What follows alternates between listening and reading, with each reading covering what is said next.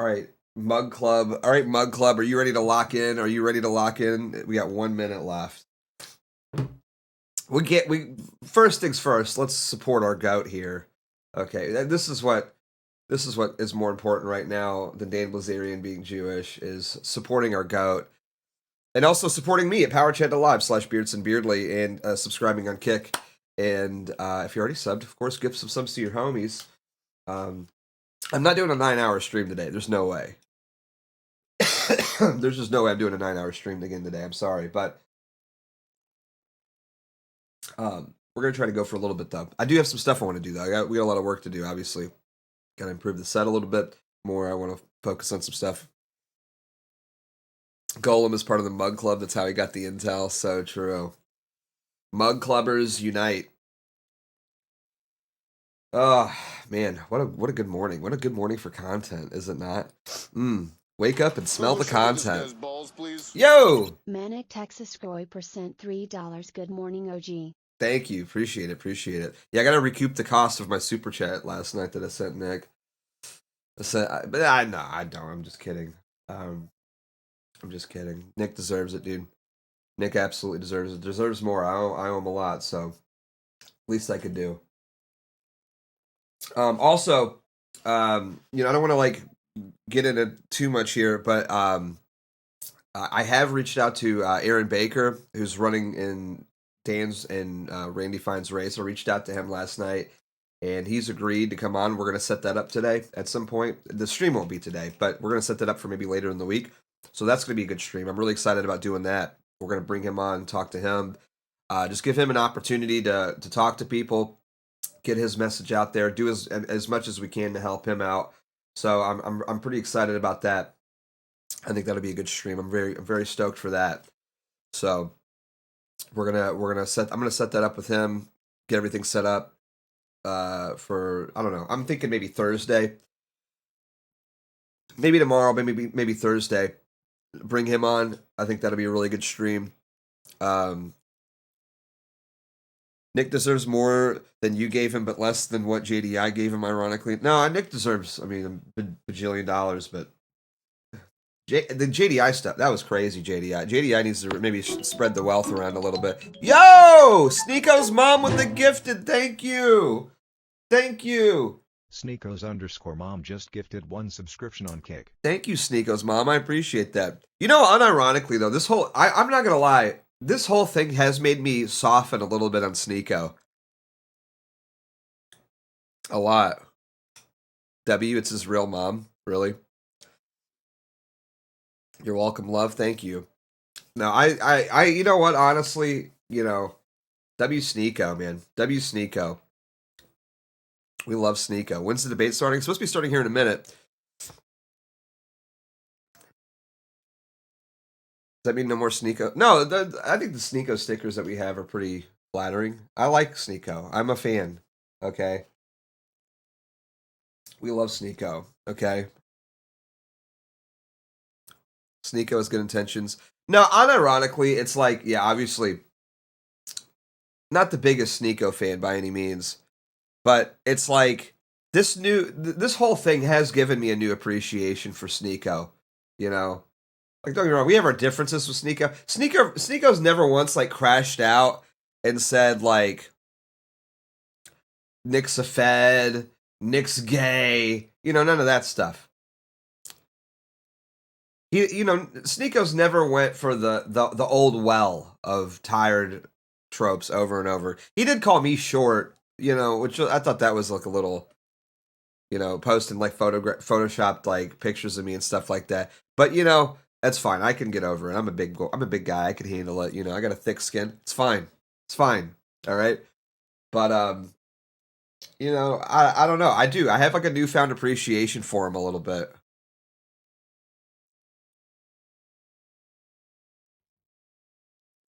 It's like, it could have been a lot worse. Have you seen the people that we have to deal with now? Like, it could have been a lot worse. So, but he's not a bad guy. He's not like straight up just like evil. Okay, is he going live or what? Can I click on maybe if I refresh it? No. No, we're not live yet. Okay. But should be going live any minute now. Pretty excited. Oh. Sometimes the most generous companies out there, the most generous organizations, are actually private companies that save you money. Josh, you actually tried to share that with a coworker this weekend. We got an ad. If we don't control insiders, this will be over and over. To W. lead by an any big W. fat love, find common ground to hold the spread of lies. Very excited for this. I'm very excited for this.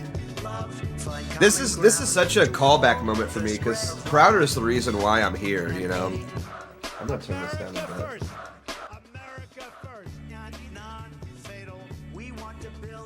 It is kind of crazy how they just bit Nick's whole intro a little bit. Like this is like so Nick. This is like a Nick intro song, like an old school Nick intro song, but like way watered down and shittier. You know what I mean? Is it not? Am I just projecting a little bit? But drink every time Crowder brings up those fake 2 million deportation numbers. Oh yeah, I can't wait for that.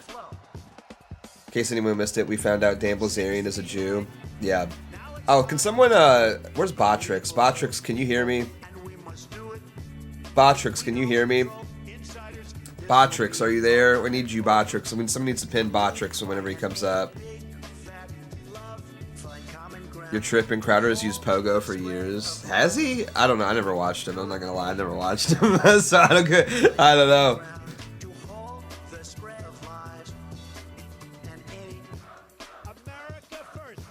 America first.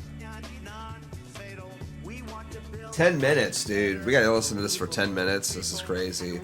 There we go. We'll do posted there. Botrix is failing me. Oh, there we go. We'll do posted though. I like posted more. I'll pin posted. Anyway, support the stream. Power trade the loves. I think Nick won. Yeah, me too. I think Nick's already won the debate. I'm excited for this. I'm really excited for this. I'm stoked.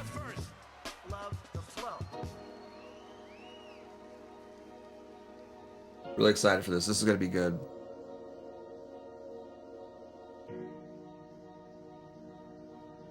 Google, show me this guy's balls, please. Yo! One of one case at Thank you. $3. Here's a feel good. Here's a feel good. Let's see.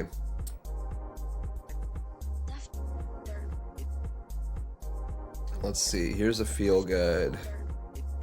What's this? What's this? Sorry, I'm just kidding. I mean, that one's. I mean, this has to get just bookmarked for sure. And let's see what we got here.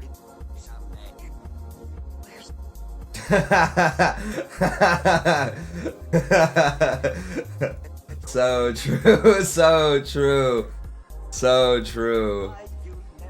I think that was. I can't even remember what that was in reference to. It wasn't Patrick Casey, was it? I don't even know what that was in reference to be honest with you, when he said that, but what a goat. Yeah, this was a nice clip though. If you guys missed it last night, I super chatted Nick. Now, I hate to be gay. Look at how awesome I am and Nick likes me. I hate to be that guy. I really hate to be that guy. I hate to be gay about it. Yeah, Patrick was in 2001 or 2021. I mean, yeah, 2001. I'm turning into Jake Shields now. I really gotta get some coffee in me. I hate to be too gay, but I do want to play this because it was nice. It was a nice. Great fucking show. Thank you for the big super chat. Beardson Glad sent you liked $100. it. Dan Yo! Blazarian makes Patrick Little look like Tucker Carlson. Right. Time is a flat circle. Thanks for always bearing the burden for us. Love you, buddy. Beardson, dude, I love you, bro. Beardson's been around forever. I've known Beardson for 9 years. Feels Can you good. Believe that? I've Yeah. known Beardson Beardley for 9 years, and this Yeah. guy has never betrayed me. It's true. Never talked shit about me. He's never said a bad word about me. He's probably the most loyal best friend I've had, and I don't want to say Best friend. Best friend. You know, It's true. you gotta Best find a friend. guy like Beardson, because this guy's like loyal to the finish. He's a great guy. Thank you, Nick. Pardon me. And he takes a lot of shit, and he takes true. it in stride. It's true. That's a good man. You know, he gets a lot of abuse. People attack him a lot, and he's funny. He's got a huge following on Twitter. He's still funny to this day. Thank you. A lot of people burn out. They have one funny bit, then Oh, it's over. He's still funny. He's got that. That profile picture still gets me, man. So he's a good dude. 07's to you, Beardson. You're the man. We gotta hang out or something. We do, man. We do gotta hang out. Right? I mean, you're old enough to remember the whole Patrick Little, Paul Nealon debacle. This has literally all happened before. Yeah. What if I told you that 8 years ago, this exact same thing happened? Yeah. I wouldn't endorse some like psycho anti-Jew primary candidate who had no chance of winning, so he crashed out on me, pretended to be a Marine but wasn't really. That happened 8 years ago. It already happened. Yeah. And everybody dogged on me saying I hated the troops and I don't want to do anything. And it all happened 8 years ago with Paul Nealon and Patrick Little. Yeah. And now it's happening again. Yeah. So yeah, it's true. Truly, it never ends. Jumanji cares Yeah. $20. Great fucking show. I appreciate Nick saying that, though. I do. I do appreciate Nick saying that a lot. It meant a lot to me. Is that the chat on the TV behind you? Yeah. We're gonna make it look better. I literally just cobbled this together like while the lobby was going on. I just woke up, so it's gonna look a little bit better. I'm gonna do some more stuff to it, but yeah, that's kind of the idea. I want to have the chat on the screen, have some graphics and stuff. I think it's gonna look pretty cool. So that's the plan. But yeah, turn down the music a bit. Yeah, well, it is what it is.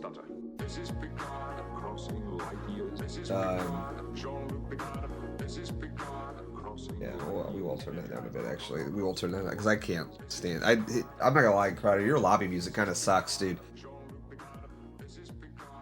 Your lobby music kind of sucks ass. I'm not gonna lie. It's kind of bad, dude.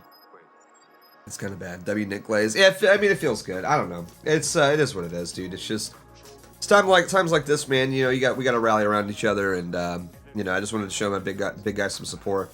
I mean, that's a drop in the bucket of what I owe the guy. I mean, just for the hosting fees and stuff on Cozy alone, and for everything that he did for us over there. But I wouldn't be here without him. So felt like I should pay a little something back because we've been really killing it over here. And I feel, so thank you guys for all the support too, of course. Power Channel Live Social Beardson Barely. I need to make my super chat money back. I'm kidding, but it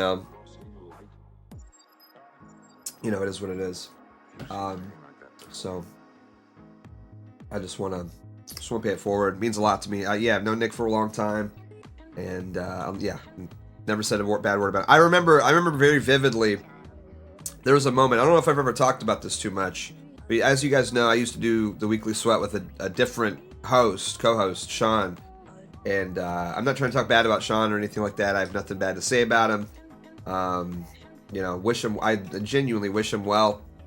But there was a moment that it was right around the Catboy Cammy stuff when that came out, and Sean texts me. I still have these texts. I still have this like screenshotted somewhere.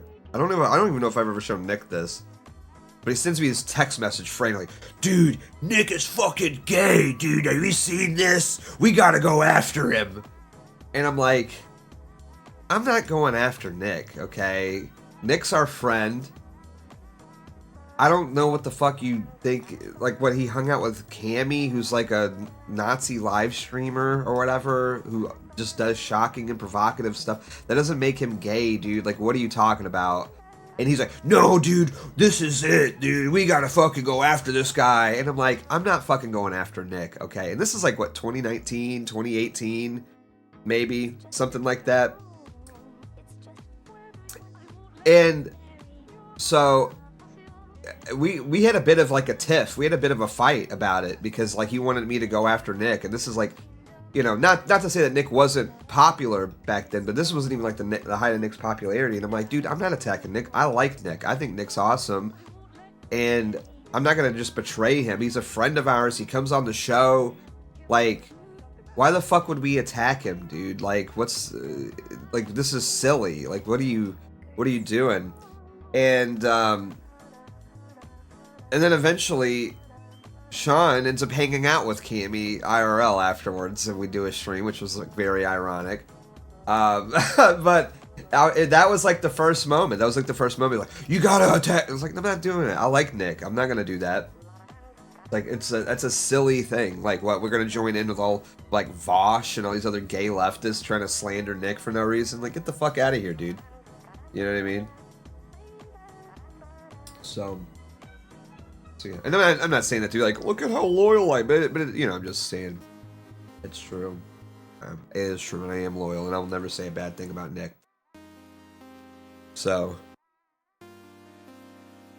Beardson was wearing a Cookie Monster. I probably was, dude. I still have that hat somewhere. I don't know where it is. It's somewhere though. I was like cleaning the other day, like a few weeks ago. I was like going through all my shit, and I was like, "Oh, the Cookie Monster." Yeah. Nick could kill my family and it wouldn't change my love for him. I mean, I'm not gonna go that far. He could, maybe some of like my extended family. Like if he went after like some cousins or something. Like, leave my dad alone. Basically, anybody but my dad, you know. My dad would be the... If Nick killed my dad, I'd be a little upset. I'm not gonna... I'd be like, hey, man. That was fucked up, you know. I'm not saying I couldn't forgive him, but I would be mad. I would be upset, you know. Yeah, not cool. That would not be cool. All right. Maybe after a week or so, I'd talk to him again. But, you know, I'd need some time. I'd be like, it was kind of fucked up that you killed my dad, you know?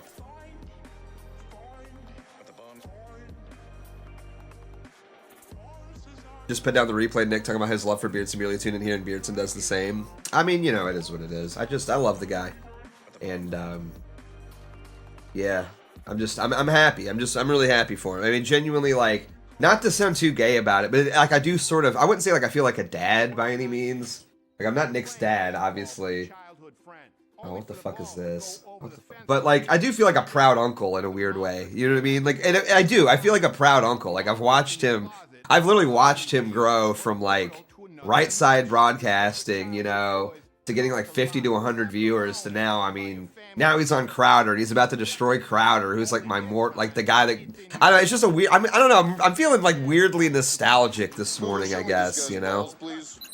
Anonymous sent $3. Is Optics War 2 going to be a bloodier war than Optics War 1? No, absolutely not. And I'll tell you why, because we've already won, dude. Like, you know what I mean? Like, we've already won. Optics War 1, like, it was pretty precarious there for a minute. It was like really hairy as to who was gonna win.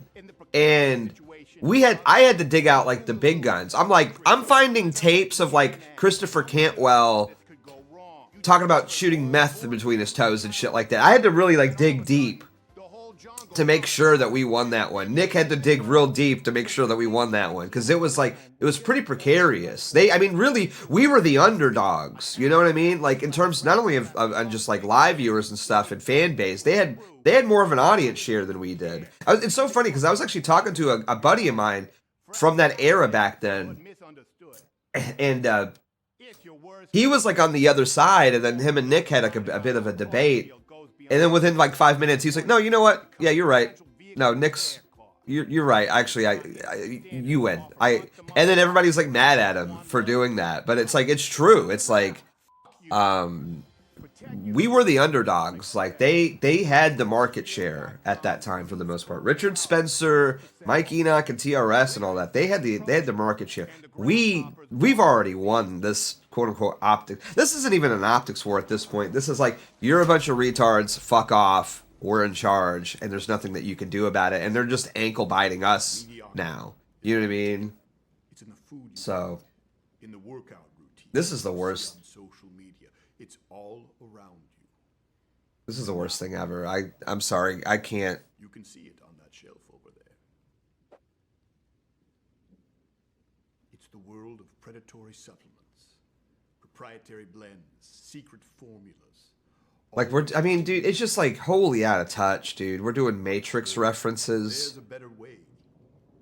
Does anybody under 50 even? I mean, I remember the Matrix because I'm old. But do you guys, have any of you guys in the chat even seen The Matrix? Like, unironically, anybody that's like 25 and under, have anybody even seen The Matrix, you know? You take the blue pill, the story ends.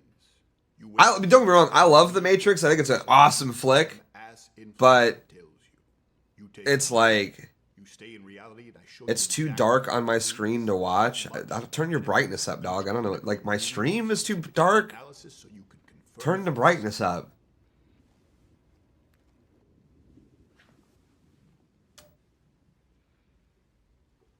All of them. Dude, the Animatrix is goated. The Animatrix is absolutely goated. I got really fond memories of that one. I remember it was first day of the Animatrix came out. I was super into the Matrix as a kid. Played Enter the Matrix. I went to go see Matrix Reloaded, and I've seen all 3 Matrix movies in the theaters when they came out. I was way too young to be going to see the Matrix, the first one. I think I was like 11, but it was awesome. It was so good. No, I just thought that you will be fine. Keep taking these each day, and are they worth watching now?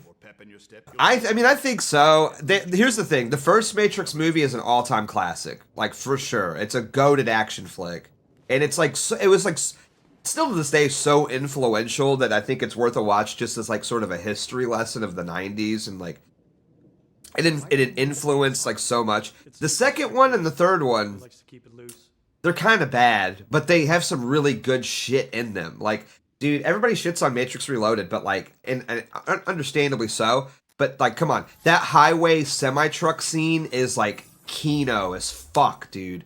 Okay, can we like, dude, that scene is awesome. Like, the action scenes in those movies are incredible. Like, they really are. And then the Animatrix is just great. Like, House of Rape. Okay, I'm in. Hang on. What are we doing here, Crowder? House of Rape? All right.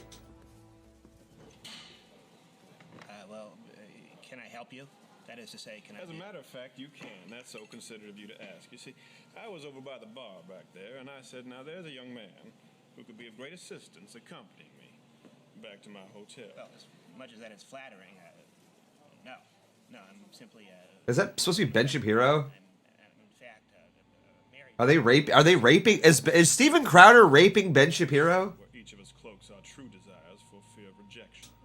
Like a mystery ball, the path to unmasking... What are we doing? Where are we going with this, Crowder? I mean, I'm in. There's only one problem. I haven't a mask. And I'm too old to dance. Oh, come now. You and I both know this act is pointless. A young man like you could learn a thing or two from me, having a man like me show you the ropes. Why don't we just skip this whole charade? Stop wasting everyone's time as you... I'm locked in. If we're raping Ben Shapiro in this skit, I'm in. I've always loathed the barricade of age. I'll turn it up a little bit. It's one of this world's greatest ironies that those guarding the most valuable treasures don't understand their true worth. Now, Ben, I of course misspoke when I called you a boy. Obviously, you're a young man. And I think it's one of this country's... Let me go grab another greatest cup of coffee. injustices. But keep A me strapping young lad posted. like you, just a few mere years shy of a driver's license, can't so much as enjoy a simple beer with his friends, or some of this earth's more fleshly pleasures. Wait, do you think I'm a boy? No, of course not. You're a young man. No, I mean I'm 35.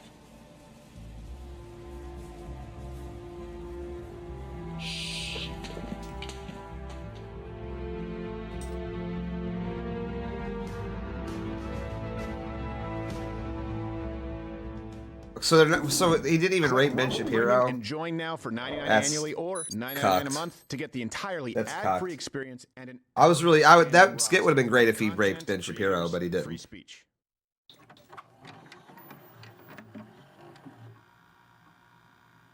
Dude, I hate the fake VHS. You know what drives me nuts is like all of the fake VHS effects. This is totally autistic. You can go to Goodwill and get a VCR like all day for like $10, okay? Every single like fake VHS effect looks exactly the same. And you know how you could do for $20, for literally like $20, you can get just a real VHS effect and it looks way better. You know, it's not that hard. You have a capture card, AV to HDMI. You can get a cheap little box for $5 to do that for you. Honestly, you know, it's not going to be good for like capturing good quality stuff, but you want it shittier so it gives it more of that VHS effect. And then you just pop in a blank tape or something. You take a blank VHS tape, take a blow dryer to it and just melt the tape a little bit, like melt the actual magnetic tape on the inside, crinkle it a bit, boom, you have an organic VHS effect. It's not that hard. I hate the fake VHS effects.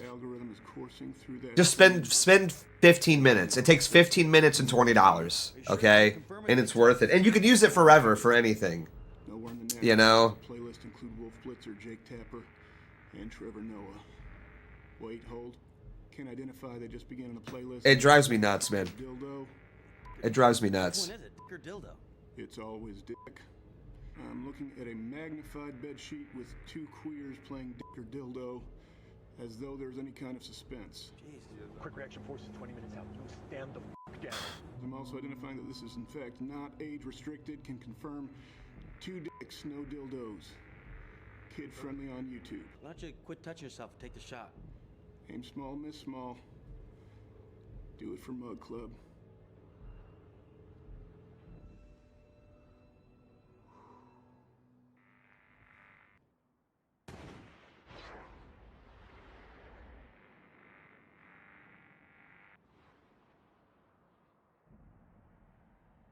What are we doing here? I'm so confused as to what we're...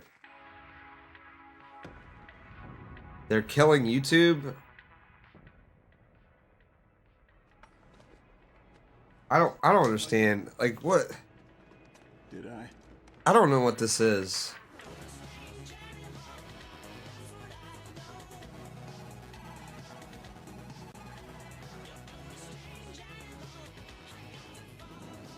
I just really feel like, man, you know why they all hate Nick? It's because, like, dude, he's just better at everything. Like, they really do hate Nick and they hate us because we're just better at everything. Okay, is the show live now? What Is was this that? it? I had that song in my head. Are we good I now? don't know. Well, Josh is here. I can talk with Josh a little It's bit. Nicki Minaj. No, it's not. Oh, she sampled it. Oh, well, that doesn't count. Yeah, and She under did, though. pressure No. was Under Pressure was Vanilla Ice. Come on. Well, he didn't officially sample it. He That's stole true. it. He didn't. They went dung dung dung dung da da dung dung. He stole it like he stole black culture. And he went dung dung dung dung dung dung dung dung. Too many dongs for me. Come on. I mean, Come on now. I calls him as I dong We have a him. nice guest, Nick Fuentes. Sure, he's late and big time in me, but no, I'm kidding. Nick did reach out ahead of time and let us know that he was running late. So that's why we ran some of the best of intros here for you. And That actually, sounds we're about gonna do right. a Matrix That section. sounds about right. It's Lefty Bachman W with, Nick, clinical, dude. doses W of Nick. turmeric and curcumin at their clinically effective doses. Clinical ingredients. Clinically That's so effective doses. funny, Go and dude. Check out the science right at 40%. Yeah, what? Oh, you want to have Nick before noon? Crappy supplement companies. Good luck. Trying to sponsor the show. And Good we've luck. said no. Now, Nick Fuentes is going to be on the show here in the next few minutes, as I understand it. So, you guys let me know when we have him on. And, yeah. The best place. In the meantime, support the stream. Power to the love, subscribe to Beardly sub. Oh, if you're not subbed already. It's, it's Let me show. For the full screen up again. There you go. His X is at Nick J Fuentes, and his Rumble is the same. Yeah. Host of America. And look, what do I expect from today? We'll be taking your chats later. I'll tell you, I expect it to be probably similar in tone to last time, but this time there's that was very broad. It was a general conversation because a lot of people haven't had him on their show. People are saying, I can't believe that you would platform someone. I mean, look, I think now we know it's not about platforming anyone. There are people with far more abhorrent views than Nick Fuentes, who we've also invited on the show. You don't have that luxury. There are many people out there have platforms who have influence, and it's important to engage in a form of ideas. And right now, it's very clear that Nick Fuentes and I disagree on a strategy moving forward, particularly as it relates to midterm. I just got some interesting info. Elections. So it's more of a political discussion, but I think we'll probably get into the social ramifications. And a lot of people want me to hate I just got Nick some really Fuentes. interesting First off, info, I don't really actually, hate anybody, about Dan to be Blazarian's clear. canceled It's hard to event. hate a kid who shows up, and he's funny. He's funny. There's no way to get around the fact that Nick Fuentes is funny. We'll drop it And for after me, this. We'll drop it if after someone's this. funny, it's very disarming. I will sooner lie and say that I love somebody than falsely claim somebody is funny. Yeah, you never saw any funny communists. Well, they probably existed and If they were there killed were, immediately. I would like them a little more. Yeah, it's like how many Bolsheviks does it take to? You don't get to finish. No, they don't get to finish. You don't get to finish Get with communists. So, as I understand it, we do have Nicholas Fuentes on the show. W, As he settled let's in, go. because hopefully he's not rushing in. I don't want him to be stressed. He looks ready. settled. He looks ready. Well, he was born ready. This is what he does. This is what he loves. True. Sometimes I'm an unwilling participant, but all right, everybody, it's time. Red corner, blue corner. I don't know. It's not a debate. It's gonna be a conversation. Let's. Should we leave? Should we full screen or leave the chat? Do you guys want the chat on the side, or should we full screen it? I think leave it like this, right? This would be good. Fuentes, thank you for being. Can you see me? Can you hear me, sir? Yes. Can you hear me? I can. I can hear you well. What is? First off, you big timing. You show up late, and it's the one time you're not wearing a suit. You do the hoodie. What is this? It's early for me, Steven. I do a nightly show, so this is like it's early in the morning over here. 10:30 for a show. All right. That's crazy. No, and I appreciate you letting me know and being accommodating last week where we had a doctor's I had a doctor's appointment that I couldn't avoid. Hey, first off, where's the best place for people to find you? And I apologize if I'm looking down because I kind of have to look to see you on the monitor as opposed to you know how that is. Best place for people to find you when you stream. I am at rumble.com/NickJFuentes every Monday through Friday. All right, very good. And X, you're there now, right? Yes, I'm still on X. Nick J. Fuentes there as well. Okay. Well, I figured we start this off. I think last time, right? It was fair. It was a fun conversation. We had some disagreements. I'm hoping we can continue on that path. If you're good with it, yeah, absolutely. And you fully have permission, by the way, to respectfully be disrespectful. I think there's enough rapport. You can call me names, whatever that is. Treat me like a buddy, like a buddy whose ass you kick in the locker room. Now, speaking of which, I did want to show you. I don't know if you saw our coverage of you rightfully shoving that lady who showed up to your house, but I have that clip on a loop on my computer like a morphine drip. Just because of how much I enjoy it. W. For Crowder. people who haven't seen it. W. Crowder. And were you surprised at the level of defense you got even from detractors who didn't like you? I was, and from Reddit. It was on the front page of Reddit, and all the Redditors were defending me too. So yeah, I thought it was going to be a little bit more maybe negative or maybe even split, but it was almost like 9. Oh, come on. Don't do this to me. 90% of people said I was in the right, so it's surprising. Hate Rumble. I was a little surprised too, but I think that does indicate that people are tired of this shit. Because once upon a time, people went, "Well, he deserves it," that kind of stuff. So there's been a noticeable shift, I think, post Charlie Kirk. Yeah, well, and I think people recognize you cross a boundary like that, and everybody understands people all have a home, and they don't want to be bothered at their home. Everybody recognizes we disagree. Everything's very politically charged right now, but we want to feel safe where we live. She deserved it. I think Fuck there's Marla. something to that. We're definitely making some progress, I think. All right, well, I want to show the clip for people who missed it, and then I don't know if you saw when we covered it, we did a Photoshop with it. But first, for those who missed it, the clip, I'm sure that'll be awesome. The internet agrees he was well within his rights, and prepare to laugh. I love this clip so I love her much. reaction. Wait, what? Oh my God, what's he doing? It never gets old. Hold on a second, pause. Nick, you know what I love about that? You walk back like both a cartoon character / Bigfoot who's annoyed. Like your arms are down here like this. Like you don't even seem that aggravated. Like this was just a day at the office. What? Oh my God. And then she turns to her friend who does nothing. Her friend is Judas. Keep playing it. There's so many elements here that I. That was her husband, right? All right, gonna take your phone. Yeah. And then she turns to her friend.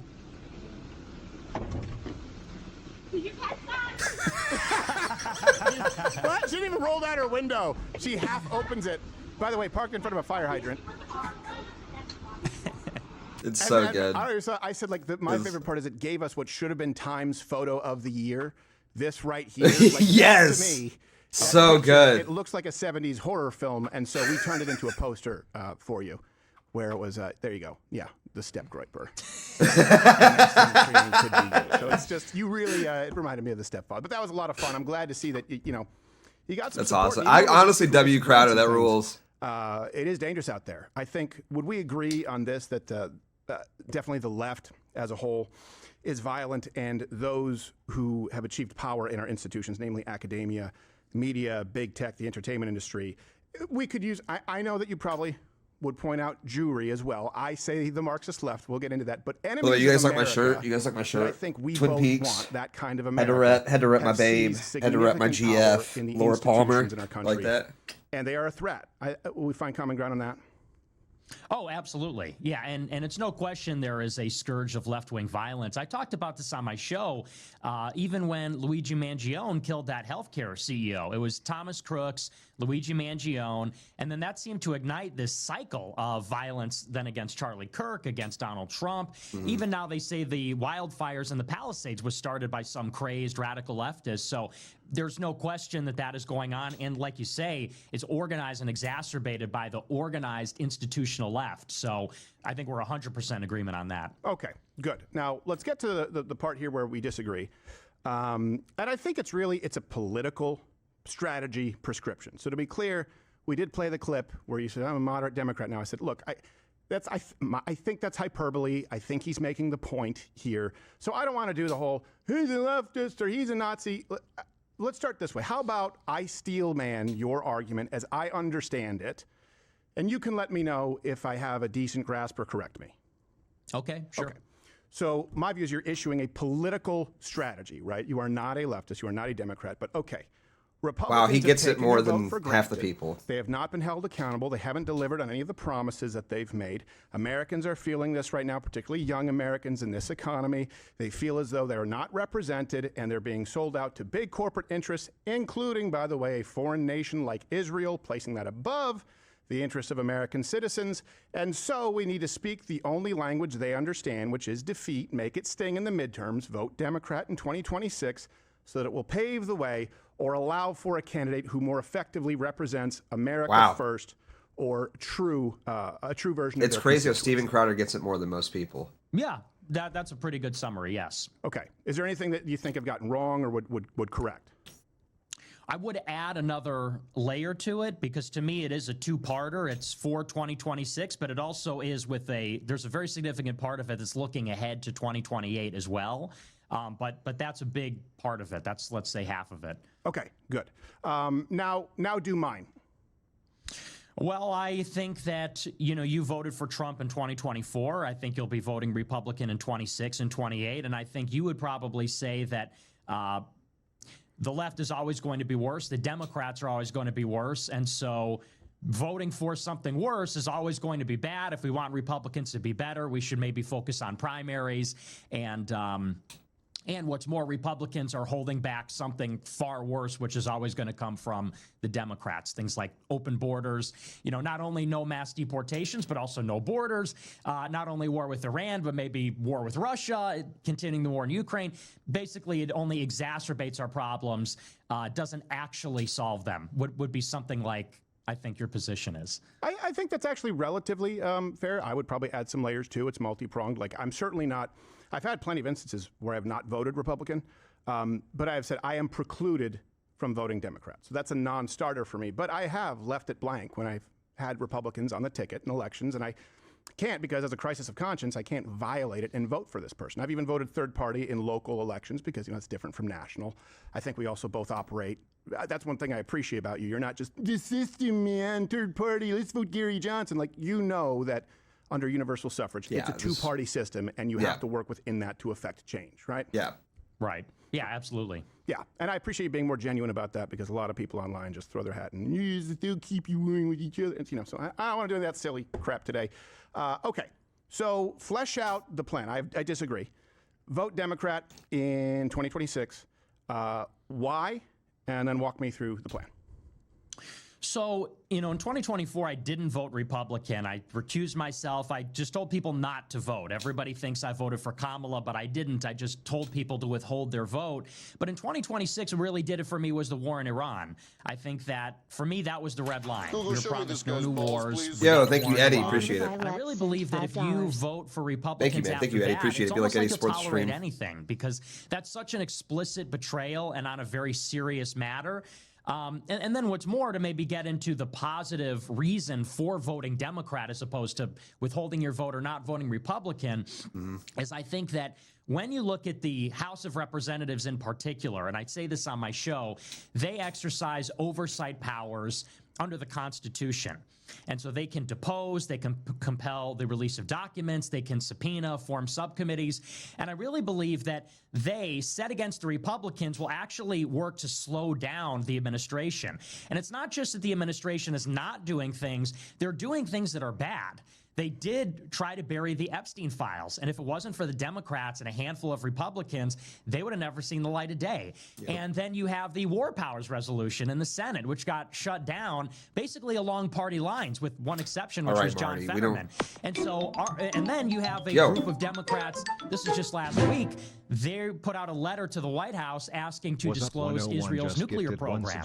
So, thank you, What's Up? I appreciate it. Thank you so much. Sorry, can you repeat that last part just for people who maybe missed it? There was a lot of rapid fire. Disclosing the nuclear. He's talking too fast. Yeah, there was a group of 20 House Democrats. They signed a letter to the White House, basically asking the White House to acknowledge that Israel has a nuclear arsenal, because they believe, and I think it's correct, that the lack of disclosure about that creates a risk of miscalculation or escalation. We don't know where Israel's red line is when they would use a nuke.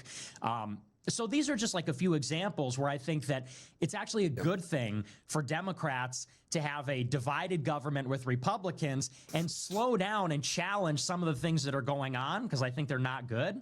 And then, if you will, do you want to stop there and then get on to the other part, or do you want me to finish the whole thing? I think so. So let's take all of that, let's take it in totality.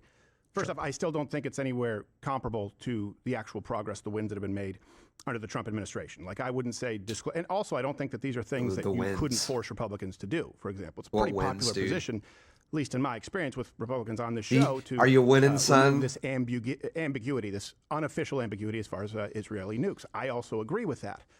I don't think that it outweighs the mammoth wins, but let's assume that, okay, it's a wash for the sake of this. What I really want to know is, okay, so you vote Democrat.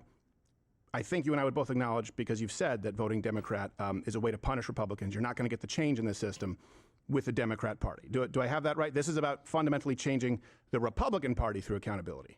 Absolutely. Yes, totally. Okay, good. Just because I don't want people to misconstrue what you just said, like, so see, Democrats are actually good. Like, they have some bullshit that they throw in every now and then. What do you do after that? So in other words, you're saying this will lead us to a consistent or more representative victory, 2028. What's the roster? Where are the funds? What's the ground game, right? Because it's a big risk, handing the country over to the left. We know what they want to do. Well, and see, this is where it gets interesting, and this is where we might disagree on some things. So the way that I see it, 2028 is really what it's all about. I really believe that this administration is just cooked. Like, I don't think there's going to be a course correction. I have no faith in this administration. I think Trump is old. The people around him are very bad.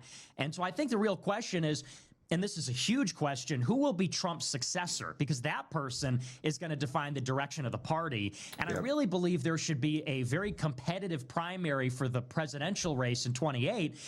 And what they're trying to do is consolidate support around either Vance or Rubio. As I'm sure you know, behind the scenes, there's a very big fight going on between donors and between party personnel. Are they going to get behind Rubio, which he seems to have the backing of the neocons and Mark Levin and AIPAC and Miriam Adelson? Or are they going to get behind Vance, who has the support of Little Tech, Palantir, Tucker, and he's going to clearly run in the more America First lane. At least nominally, he's going to claim that. And I think that we should not have consolidation where it's 80% behind one candidate. I think it should be wide open. I also don't like either Rubio or Vance, because I think you get a neocon or a Palantir guy. And so to me, the only way to have an open field is if everyone associated with the administration is sufficiently weakened. So I'm actually rooting for Democrats to degrade and sabotage this administration and the people in it so that they're less politically viable. And maybe that clears the way for a dark horse or an outsider, someone from outside the MAGA, Mar-a-Lago, Trump administration to maybe clinch the nomination in 28. Dude, and the Crowder audience is not liking this. Okay. So the Crowder audience is not liking this, dude. Look at them. Yo, Neffits, thank you for the raid, man. Appreciate it, buddy. Big shout out. Everybody go follow Neffits. I hear who you don't want. The roster, the funds, the ground game. The boomer Crowder audience is not liking this, dog. Look at them. It's failed. He's full retard. The Democrats that we faced, I would argue, I think it'd be tough to argue against. Worst 3 years in modern American history. They are not liking this. The potential wins that you're describing are imaginary with no concretes. And I know that you talked about this with Dan Bilzerian, so I'm not trying to sandbag you here, but if I'm going, okay, there's a risk. It's a political play. Well, I won't be able to take part, along with many conservatives, Republicans, because I cannot vote Democrat. Doesn't mean I'll vote for Republicans all across the board. Can't vote Democrat. But the roster, the funds, the ground game, the things that you need to win elections in 2028 through the major risk of handing the country over to Democrats when we know that that means open borders, packing the courts, turning them into citizens, right, DEI back in the administration, H-1B skyrocketing again, all of that. Huge risk, concretes, so we see the payoff. See, and this is where you might disagree, because I think that's maybe the best argument against it. And you're 100% right. It is an extremely risky play, and I don't underestimate that risk at all, and I don't want to understate it. But here's my reframe. Here's kind of like my game theory reframe of it, is I really believe that this country has serious problems with the debt, with the border. They want a $1.5 trillion budget for the military alone. The Republicans do. We got this war in the Middle East. I really believe that without a radical intervention, like a radically different approach, whether we get a Democrat or lesser of two evils Republican, like a continuity with what we have under Trump, I think that's a no-win proposition. Like, if it's Gavin Newsom, J.D. Vance, or Marco Rubio, if those are our options, and let's say everybody else in the Democratic field, I don't see any of those candidates solving it, fixing it. To me, it's really just a question of how fast or how slow it's all going to come crumbling down. And so that's the only reason why I say, if we degrade the two people in this administration, it's sort of like we know what we're going to get with them, and we know it's not going to be radical enough. At least if we tear them down, it's a huge maybe, but then there's an opening that something radical may appear. And I've got some people in mind. I wouldn't say them, of course, because that game about who's going to run and who's going to throw their hat in the ring, and then my endorsement might hurt that person if they're characterized as the Groiper or Caesar or something. I don't think so. I mean, we have examples of that right here. I mean, Ken Paxton, who you may or may not like, but like Brandon Herrera, who was on the show, he won his primary. We had him on the show. I knew him through the GunTube community, and he directly went up against AIPAC. They put out a hit on him, figuratively, to be clear to people watching. He fought them, and he's going to win. He's going to win his seat. He then won the primary. So, no, you could have an effect. I actually think it's a requirement, frankly, considering the risk. If we both acknowledge it, the risk is you say something radical could happen. With the answer you're giving me now, something radical will happen. It's the radical that we experienced from 2020 through 2024. So the radical upside, you do got to give a name. You do have to give some finances and a ground game for us to take that risk. Because I don't think, and I'll make the case here, I don't think there's an equivalency. If you look at the actual record, Nick, when Democrats controlled the Senate, gave us open borders, record inflation, right, at 9.1%, trillions in new spending. They, of course, stopped deportations. They stopped building the wall. They put DEI. I mean, they had a Department of Misinformation. I mean, I understand. I actually do understand Crowder's hesitancy, but immigration, record deportations. I trust the plan, though. Over $1 trillion in cuts.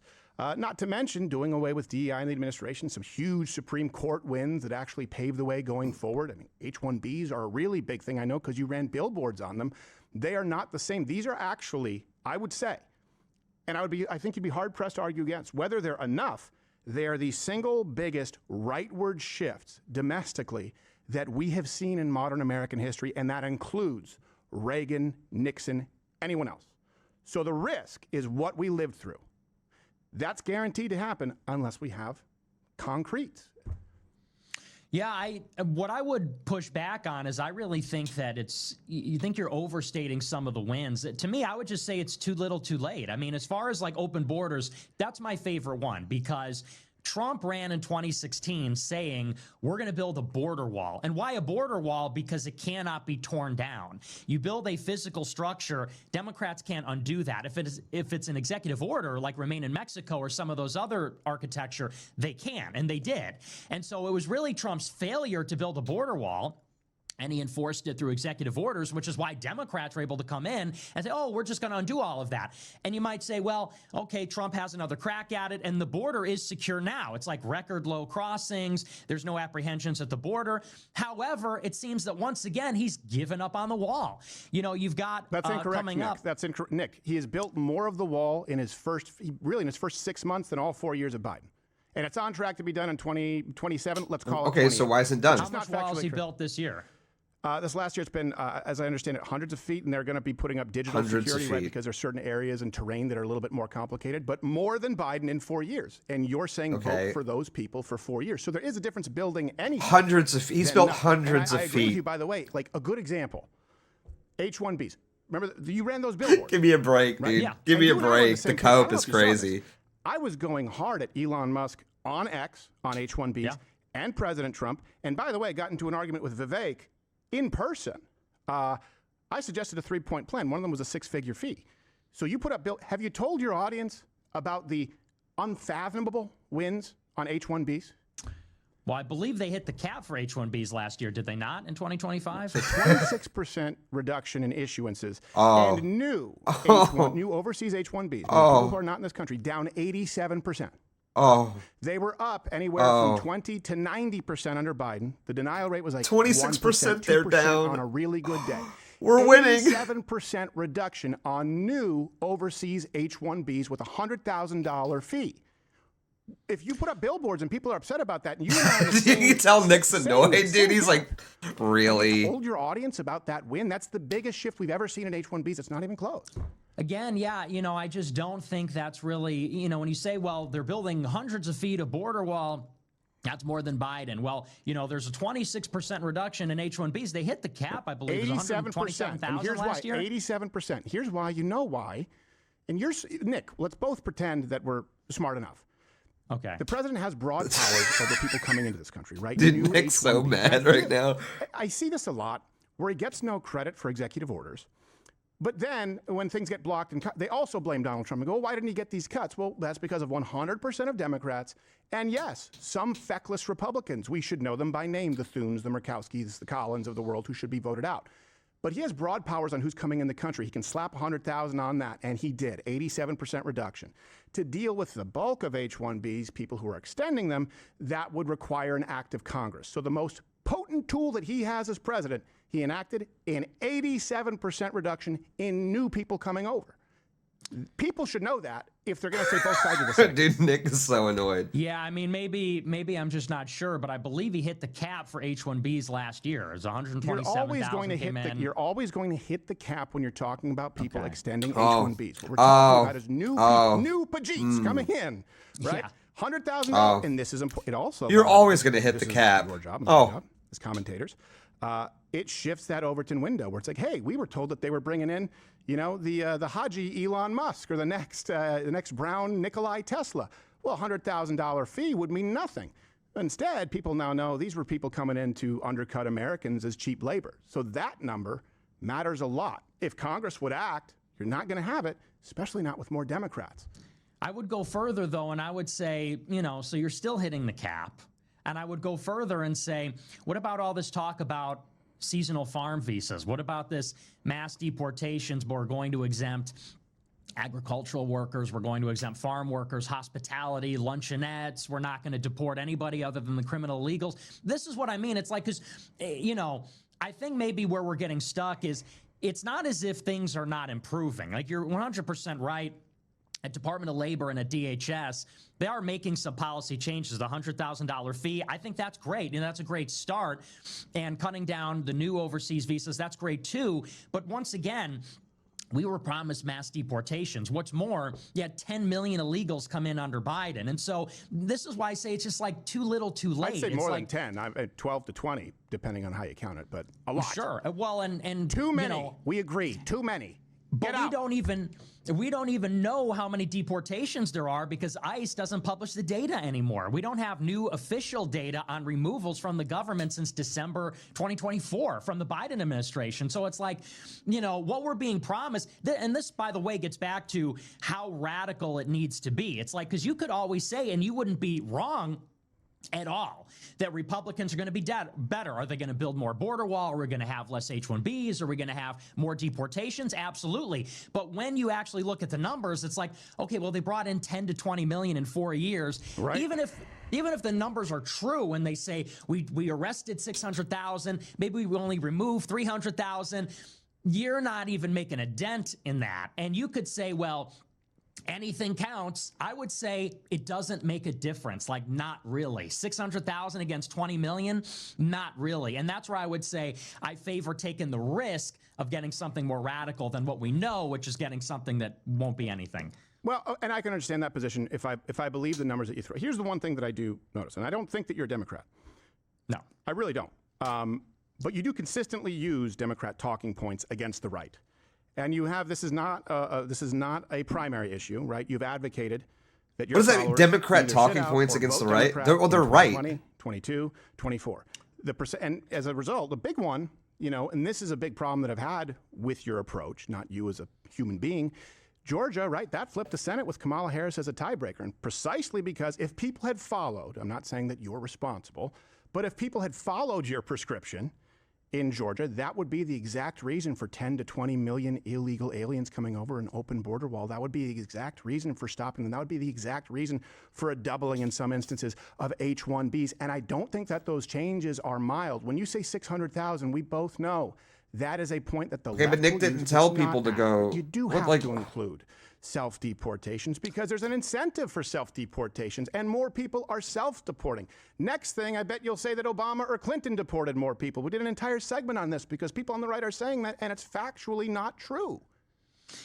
Well, I never encourage people to vote Democrat in 2022, 24. Only this is the first year I've told people to vote Democrat. All those other elections, I told people to sit out selectively or altogether. But the Georgia Senate runoff, which is, I think, what you're talking about, January 5, 2021, with Loeffler and Perdue, this is, again, it's like Trump, I think we both agree, got cheated out of that election. Like, they stole the election. At the same time, Republicans controlled the state legislature in all the swing states, Arizona, Georgia, Michigan, Wisconsin, Pennsylvania. Everywhere where that was being adjudicated, Republicans were in control, and they just refused to do anything. They refused to change the slate of electors. And at the same time that they were telling us we're not going to remedy the election, they were also begging us to vote to hold the line in the Senate. And here I am saying, wait a second, why don't we hold the line in the White House? You're worried about the Senate. And then I would add on top of that, and maybe this is going to be controversial, I actually don't think Republicans are really all that against illegal immigration. I think that Democrats and Republicans maybe wanted the illegals here because there was a significant labor shortage after the pandemic ended. People were slow to return to work. They were being paid too much. And, so you could say, like, if what's up, Joe? Republicans had won, then there wouldn't be 10 to 20 million illegals. But what numbers do you have to back that up? First off, Nick, come on, you did. You told people to sit out or vote. In 2022, you told them to sit out or vote Democrat. And I'll give you 2020, you said you did.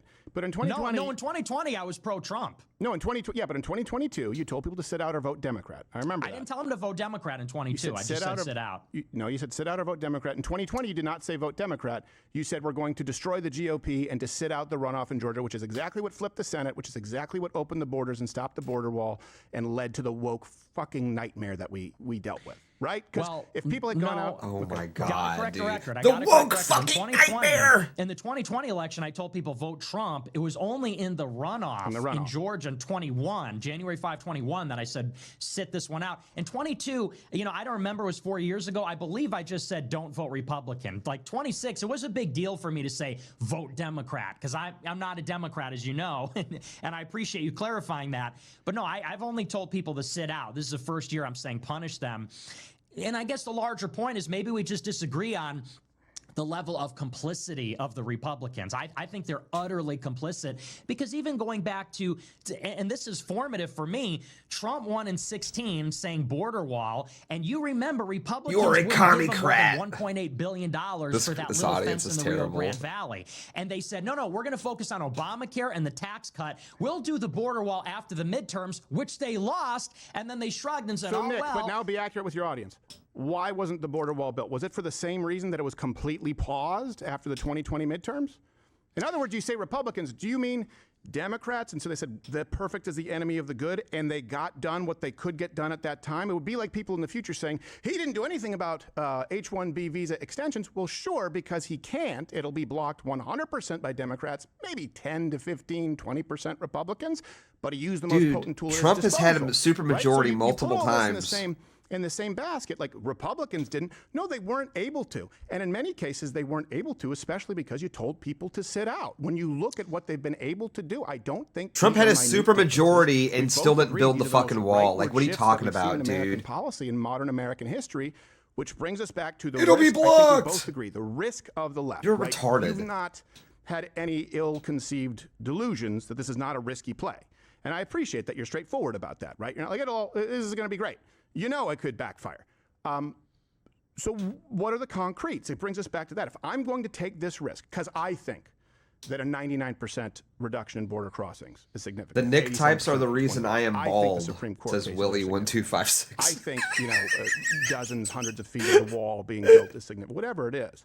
I think it's significant, but I'm willing to take the risk that this plan will be effective. Goated chat. Because I need you to walk me through the end of the plan as opposed to hopefully these magic candidates will show up and then you're going to deal with the donor class again and the ground game again. What does it look like? Give me the plan. Yeah. Well, once again, I'll just say first, and then I'll get just to respond to the preamble there. It's like, I just grow tired of these games where it's like every cycle there's this excuse. It's like, well, we did this, we couldn't do that. It's politics, and this is just a brief example I'll give. They allocated in the big, beautiful bill, what was it, $200 billion, $190 billion for DHS. Significant portion of that goes to ICE.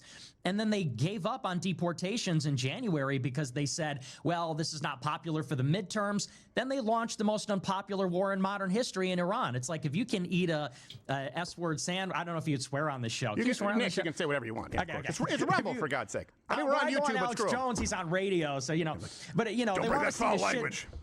Yeah, Take your methylene blue. Yeah, turmeric. Yeah. They want us to eat a shit sandwich on Iran, but then on deportations, they go, oh, well, what about the midterms? So to me, these come across as like excuses, but I do want to get into what the plan is. You're right. It's hope. We're hoping for a space to be opened up for a candidate to go in, and there isn't anything specific. I have a candidate Steven, in I think, is a mind, millennial, but he's and there's a definitely ground Gen game X being coded, built yeah. and things like that.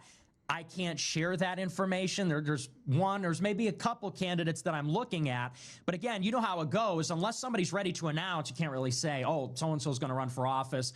And then especially because it's me, I can't be the harbinger of whoever the candidate will be. Well, why? But, Let's explore that, though, because we both agree, two-party system. Dude, you know why. You need coalition. You know he's controversial, so and you know what kind of heat he would bring on somebody. Come on. Your view shouldn't be a problem for you to endorse anyone. As a matter of fact, that's a net positive. So give us the name. I can't do that. Once again, it's not somebody that's announced they're running. It's not somebody that maybe even is in contention. But I mean, you know how this goes. When you have people that are running for president, they don't say, they're not going to make an announcement until they're ready to make an announcement. Well, sure, but usually these people who are developing Republican strategies aren't telling people to vote Democrat in a midterm, right? That's a long game, and you need that answer for people to take it on faith. Otherwise, it's just snake handling. Well, I think that, once again, either way, you can take my word for it or not, but what isn't going to work is Vance and Rubio. Like, that's a zero-win proposition. You could sit there and say, well, but that's better than a Democrat. At least that's concrete. I would say it's concrete that we're going to lose. It's concrete that if we get a continuation of this, we're going to get more of this, and this is not working. So rather than trying something that isn't working, I want to give a chance that something might work. And if people want to take a leap of faith, then I think that's where they need to go. But, okay. The so way it is right now. Not working. I guess you would have to define working, right? So, again, this is, right. Okay, first net negative migration country, right, for over 30 years. See, I dispute that. I don't think that's true. Okay. Go ahead, dispute it. I think to say that it's net negative migration, you have to count self-deportations. I've seen a lot of different, and I think those are being overcounted because they took this number from the community survey from the census, which was taken last year, and there were 65,000 households polled, and they basically said, well, there was a lack of response from like non-residents, non-citizens of the United States, and then they used that to extrapolate, what was the number? 1.5 million people left the country. And then later, by the way, that data got corrected. It was in CIS, Confederation for Immigration something or other, Center for Immigration Studies, they actually corrected the number with the new 2026 data and said, no, actually, we vastly overestimated how many illegals we thought left the country. So, in other words, the government keeps track of how many people self-deport. That's not the number they're using. They're using this basically a guess based on a survey with a very small sample size to say, oh, well, we think looking at this Rumble left, audience, I want to vote reliable. Democrat So now. I don't. That's not a good number. I don't believe that. Yeah, well, that's not the only number, and you would have a point if that was the only number that people were using. It's not. It is the number that the left wants people to use. This Rumble audience makes me want to vote Democrat straight up. Administration, right? I understand that, so it would make sense that you would use the numbers of people who are sympathetic to attacking the administration. But we also have the CBP1. Okay, so am I, and let's assume that we both are.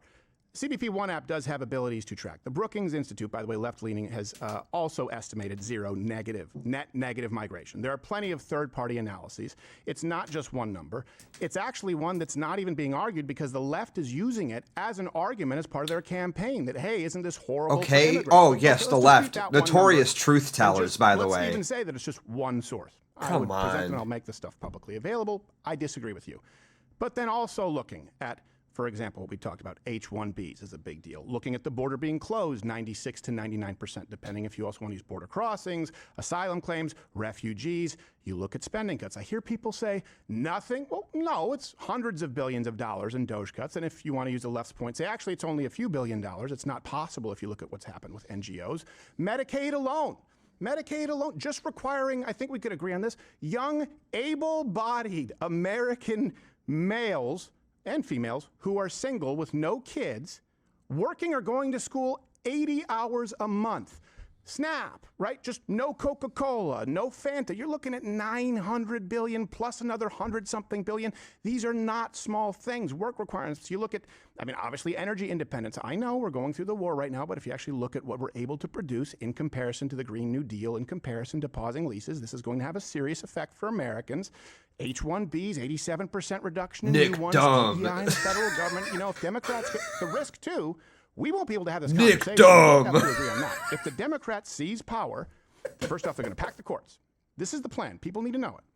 They will pack the courts. They want to go to 13. They want to make Puerto Rico a state. They want to grant all illegal aliens and any temporary citizens the right to vote and undo everything. I'm having more fun with the Rumble chat than I am anything Crowder's saying, to be honest.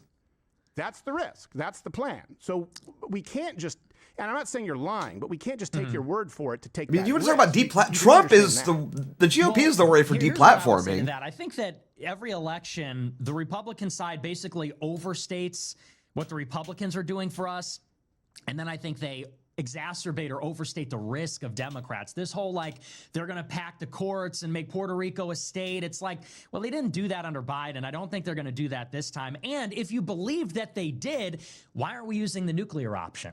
If you really thought Democrats were going to break precedent, pack the courts, make Puerto Rico a state, do this and that, okay, then it's life or death. We have to do everything possible. It is. Then use the nuclear option, okay, and pass the SAVE Act so that, we could get all these Democrats off the voter rolls and so that we could break the logjam on DHS and get them their money and do the deportations. But it's like, Republicans will act like it's life or death, most important election. But then when it comes to nuclear option, they go, oh, we can't do that. Oh, well, we can't do the deportations. Oh, well, this is the best we could do. And it's like, okay, so somebody's not telling the truth here. And I don't think it's you, but I think it's I agree with you. There are Republicans who aren't telling the truth. I agree with you. And by the way, they need to be, for example, Thune, Cornyn, screw that guy with a wire brush, right? People like that. Yeah. But we know them by name. To throw them all into the same basket and just, it's a constant but the problem is there's 20 names. There's 40 names. I don't really think we're in net negative migration country. I don't really think that 87% H-1Bs. I don't really think, just executive order too generous. That's so true, Danji. I don't really care that housing prices and rent prices are scorn super chatters. It doesn't matter because it's not enough. When we know that the Democrats will obviously, and this is their plan. They didn't say they were going to make Puerto Rico a state and pack the court to 13 last time. They're saying that now. What they did say is that they were going to go a different direction on immigration, and we got, by our agreement, 10 to 20 million in 3.5 years. That is unsurvivable, and you're recommending that people take that risk based on then what else? Where do we go? So we vote Democrat, we take the risk, but we cut it off at the pass. But again, it's like, you can say, well, that's not survivable. Well, we got 10 to 20 million illegals. Why? Because Republicans didn't build a wall, and now they're not going out because Republicans won't deport them. So it's like, if Democrats get in, they're going to end the world. That's why we need Republicans to not do anything. No, you're taking what Democrats did and blaming all Republicans. Most Republicans wanted the wall. We voted, but we can't because you also have something known as gridlock. And then you're saying vote for the Democrats who blocked the wall and open the border. But in 17, we had the House, the Senate, the White House, the Supreme Court. Why didn't they use the nuclear option to just build the wall? It's because the Republicans don't really want to build a wall. They want the illegals to come here. And then when the Democrats get in, they can say, oh, shucks, the Democrats brought in all these illegals. And so we're going to deport them. Get us elected. Never mind. We only want to deport the violent criminals. Net negative migration is good enough. And it's like, that's the risk. The risk is that we play this game forever. I want to step outside of it, break the matrix. We got to run the Trump playbook from 16. Get somebody fresh in. To me, that's the risk. I don't have a problem with getting someone fresh in. I don't have a problem with getting someone fresh in. As a matter of fact, here's the problem. I actually agree with you in principle on the premise of wanting to get someone fresh in. I don't probably have the disdain for Rubio and Vance. Between the two, I probably would choose Rubio because of really. Well, just because I agree with you that the threat of big tech and AI, and I think that's some fair enough. Cozy relationship that worries me. But I don't know. I'm not. They're not ideal. But I still would pick them over a Kamala Harris or a Gavin Newsom. I don't think Gavin Newsom is a Chad. I think Gavin Newsom would be a disaster. I think Gretchen Whitmer would be the worst, but I think they've learned their lesson. They're not going to run abroad, hopefully. She would be the worst thing that could happen to this country, Gretchen Whitmer. But I would like someone else. The problem is your plan guarantees the opposite, historically, without exception. I'm sure you're aware of this. In other words, you're asking people to take a risk. Well, you're aware of the moderate Republican paradox. This goes all the way back to Goldwater. Which is? So it's any time Republicans lose big, right? Democrats achieve power, especially when Republicans go further right and they lose big, Democrats attain power. The donor class, who you need to reckon with the donor class, right, as part of your prescription, they immediately go to the most moderate candidate who they think is winnable. So, for example, just using some, like after Goldwater, they decided to go with a more moderate Nixon. What happened with Ford over Reagan? If you look at what happened after George Bush, McCain, and then you even look at examples like the Tea Party swinging further right. Yeah, those are examples from like 80 years ago. We need someone moderate to win the general, Mitt Romney. So what you're doing historically, with pretty much no exception, is guaranteeing the next John McCain or Mitt Romney. I think you're missing one. I think you're missing a notable Donald exception Trump? to that. But Donald Trump is an outsider, was a Democrat his whole life, right? We have to agree it's an outlier. You're talking about operating within the binary. When Republicans lose big, Democrats are so bad, they go, okay, we can't live under this rule. Historically, they go, let's pick the most winnable candidate. So you're going to deal with those donors, hundreds of billions, potentially trillions of dollars, in 2028, with who? With what kind of funding and what kind of ground game? Because I also don't want Mitt Romney. For crying out loud, Mitt Romney. Rubio. What's the, here's the thing is like, if you're saying you're going for Rubio. I didn't say I'm going for Rubio. I said if I had to pick between the two, because I really don't like the Palantir connection. I agree with you, is what I was saying. But, okay, and fair enough. I don't want to mischaracterize your position. However, you must acknowledge the way it's looking, they're going to consolidate behind one or the other. And right now, it looks like Rubio is the donor choice. The Wall Street donors, the pro-Israel donors, they're taking informal survey. They want Rubio. And to me, it's like, hiding spotted in the 10 chat. years So after hiding. Trump defeated Rubio, New American Century, Miriam Adelson's puppet. I think Trump literally said at AIPAC, or the Republican Jewish Coalition, he said, you want Rubio because he's your puppet and he'll do whatever you want because he takes your money. He's a Florida creature. He also said Ted Cruz's dad killed JFK. Come on, we know what goes on with primaries with Trump. And one thing I do have to address, he's not an Republicans won in 2014. If they win, you can veer them further right. They also won in 2022. If they win, you can veer them right. That's what paved the way for Trump. So it actually proves the point. If Republicans lose, you guaranteed historically paved the way for a moderate Republican. It doesn't go the other way. So I'm asking you, and that's what I don't want. That's a big fear of mine, by the way. I don't like, I'm not all in on Rubio or Vance, but I would like to not see someone worse, to not see someone more moderate, to not see a Romney or McCain. That's what we'd be looking at if there's a big Democrat win. Fucking Christ, You just made this my chat point, is right? unfucking He was able usable. to because of 2014 Republican. You probably wouldn't have been able to if you were looking at a Republican loss. It would have been like I love the Goldwater. Rumble It chat, would have been dude. like McCain. But you had a Democrat incumbent or a Democrat leaving office, which was Obama. Here's the dynamic, the way that I see it, is that Democrats win in 2026, and they're going to sabotage this administration because they're going to impeach Trump. They're going to investigate everybody, and they're going to find embezzlement, corruption. Like there's some problems in this administration, or at least there's a lot of smoke, let's say, around Howard Lutnick and some of the crypto stuff, and there's a lot that I would even like to see investigated. And so everybody in the administration is going to be hurt by this, Rubio and Vance included. That weakens them ahead of the primary if they are toxically associated to the administration, which is failing more under Democrats. Then to me, that provides an opening for somebody fresh from the outside. Thank you, Darius. Appreciate it. Love you, buddy. Sort of repudiating Trump's legacy, or maybe even I have some allegiance to Trump's original message in 2016. Maybe I'm going to save Trumpism from itself or where it went astray. That's kind of, I don't think we need to get into like Barry Goldwater. That's how I see it. If Trump is strong going into 28, then his people are strong. They have a better chance of winning the primary, and there's big consolidation. If they're weak, then people are going, oh, I don't know. Rubio and Vance are toxic. They're tied to Trump. They're unpopular. Maybe we need something else. So I think that's the dynamic. I mean, do you disagree, and why? Well, if he's strong, wouldn't that suggest that the country's in a good place? Yeah, I do. In a better place, certainly. In a better place with Democrats. Right. No. If Trump is strong... We're saying if strong going into 28 after people vote Democrat. No. If Trump is strong, if Democrats don't win big and they're not able to sabotage him. Okay. He'll be stronger than he would have been otherwise. So wait, are you saying he would be strong because people vote Democrat? No, I'm saying he's stronger if Democrats don't win. Right, the midterms. Right. Yeah. Okay. So how does that play into your plan? And forgive me, it could have been a timeline there where I was confused. I was assuming that we were going along with your plan, and Democrats get voted in 2026. Yeah, Democrats get voted in 26, and they weaken Trump. Trump is weaker, and by association, everybody else is weaker. Rubio, Vance, because again, they're going to dredge up all this stuff, and you're not going to be able to run from that because they're going to haul people before the House. They're going to impeach people. It's going to get ugly. Yep. Sure. And I want them to bring, because this administration's a failure. It's an utter betrayal. And I don't think I don't want to say you won't acknowledge. I think you disagree.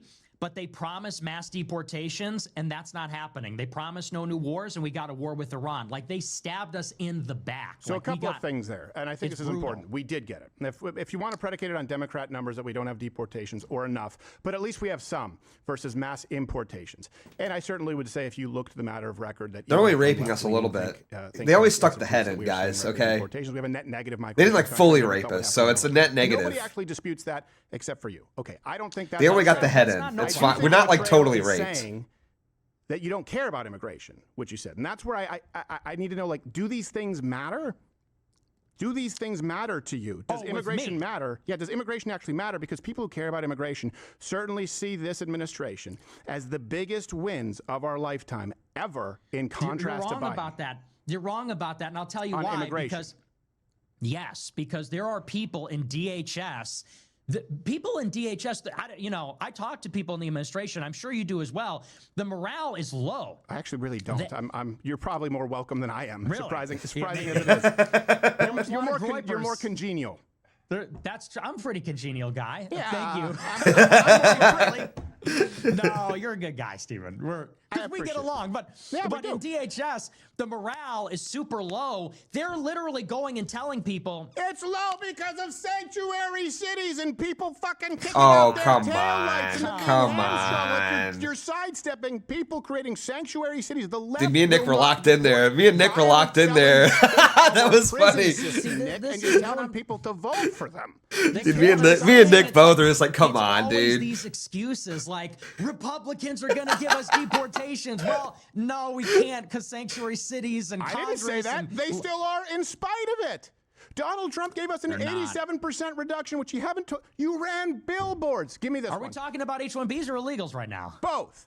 Because you said you last gotta time you were focus on the on show. illegals. Well, because last time on the show you said, "Well, who cares about illegal immigration?" You accepted the premise because if they're replacing you legally, and you run me grab a soda real quick. I'll be on back. that, 2 and seconds. It's the single biggest strides that have ever been made in our lifetime. And you're like, I don't know.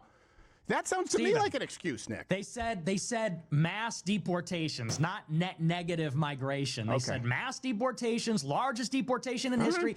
And by the way, there's people in DHS, they're reaching out to this mass deportations project, this mass deportation coalition, because Trump is holding it back. Trump has been convinced by Brooke Rollins that we can't deport people from farms. And he's being convinced by Wall Street that we can't deport a lot of people in general from the labor force because it's going to put upward pressure on prices. It's going to hurt the economy. So it's like, let's be honest, Trump is the problem. Trump is slowing down deportations. He doesn't want them. Like, they're betraying us. They could do more. They're choosing not to. They walked it back like 100 times in the past few months. They went to the Trump Doral for their congressional retreat, and the deputy chief of staff said, don't say mass deportations, that's done. Susie Wiles and the rest of them said it's a course correction. We're shifting gears. We're changing the strategy. We're focusing on violent offenders, violent criminals. There's all this consternation in the White House saying, oh, Trump is being convinced to approve all these seasonal farm workers. He's being convinced not to do the deportations, only focus on criminals, which, by the way, that's kind of like what Biden was doing, picking people up at prisons that murdered people. That's been going on. That's an Obama policy, but go ahead. Yeah, sorry. Because we both, by the way, have a tendency to kind of, I think your brain works the same way I do. We're like, and this bullshit, and this We're bullshit. ranting, yeah. And I don't know about you, but it's in my personal life, too. I'll come home to my lady. I'm like, this bullshit. She'll be like, okay. It's kind of like the old man. Put him down, like, go, Ted, go grab a drink and come down and play some games. So I wanted to deal with those kind of separately. I understand what you're saying. This is a really good conversation. You were making the same mistake. That like, credit to Crowder. This is a really good and what I conversation. mean by that is I'm really pointing to enjoying this, rhetoric as unironically. opposed to policy. So you say, okay, let's assume, although I just don't agree, there are no record deportations. There are, in comparison to Obama, to Clinton, certainly to Biden. We certainly would have to agree on that because they counted border turnaways. But net negative migration. Okay, that doesn't matter. You're pointing to the rhetoric. Okay, H-1Bs, that doesn't matter because you're pointing to the rhetoric. You also have to look at other numbers, like, for example, the job growth under Biden entirely to foreign-born workers. These numbers also don't lie. Net negative for native-born Americans, and it has flipped precisely under Donald Trump. That is important for particularly young Americans who you have as an audience, right?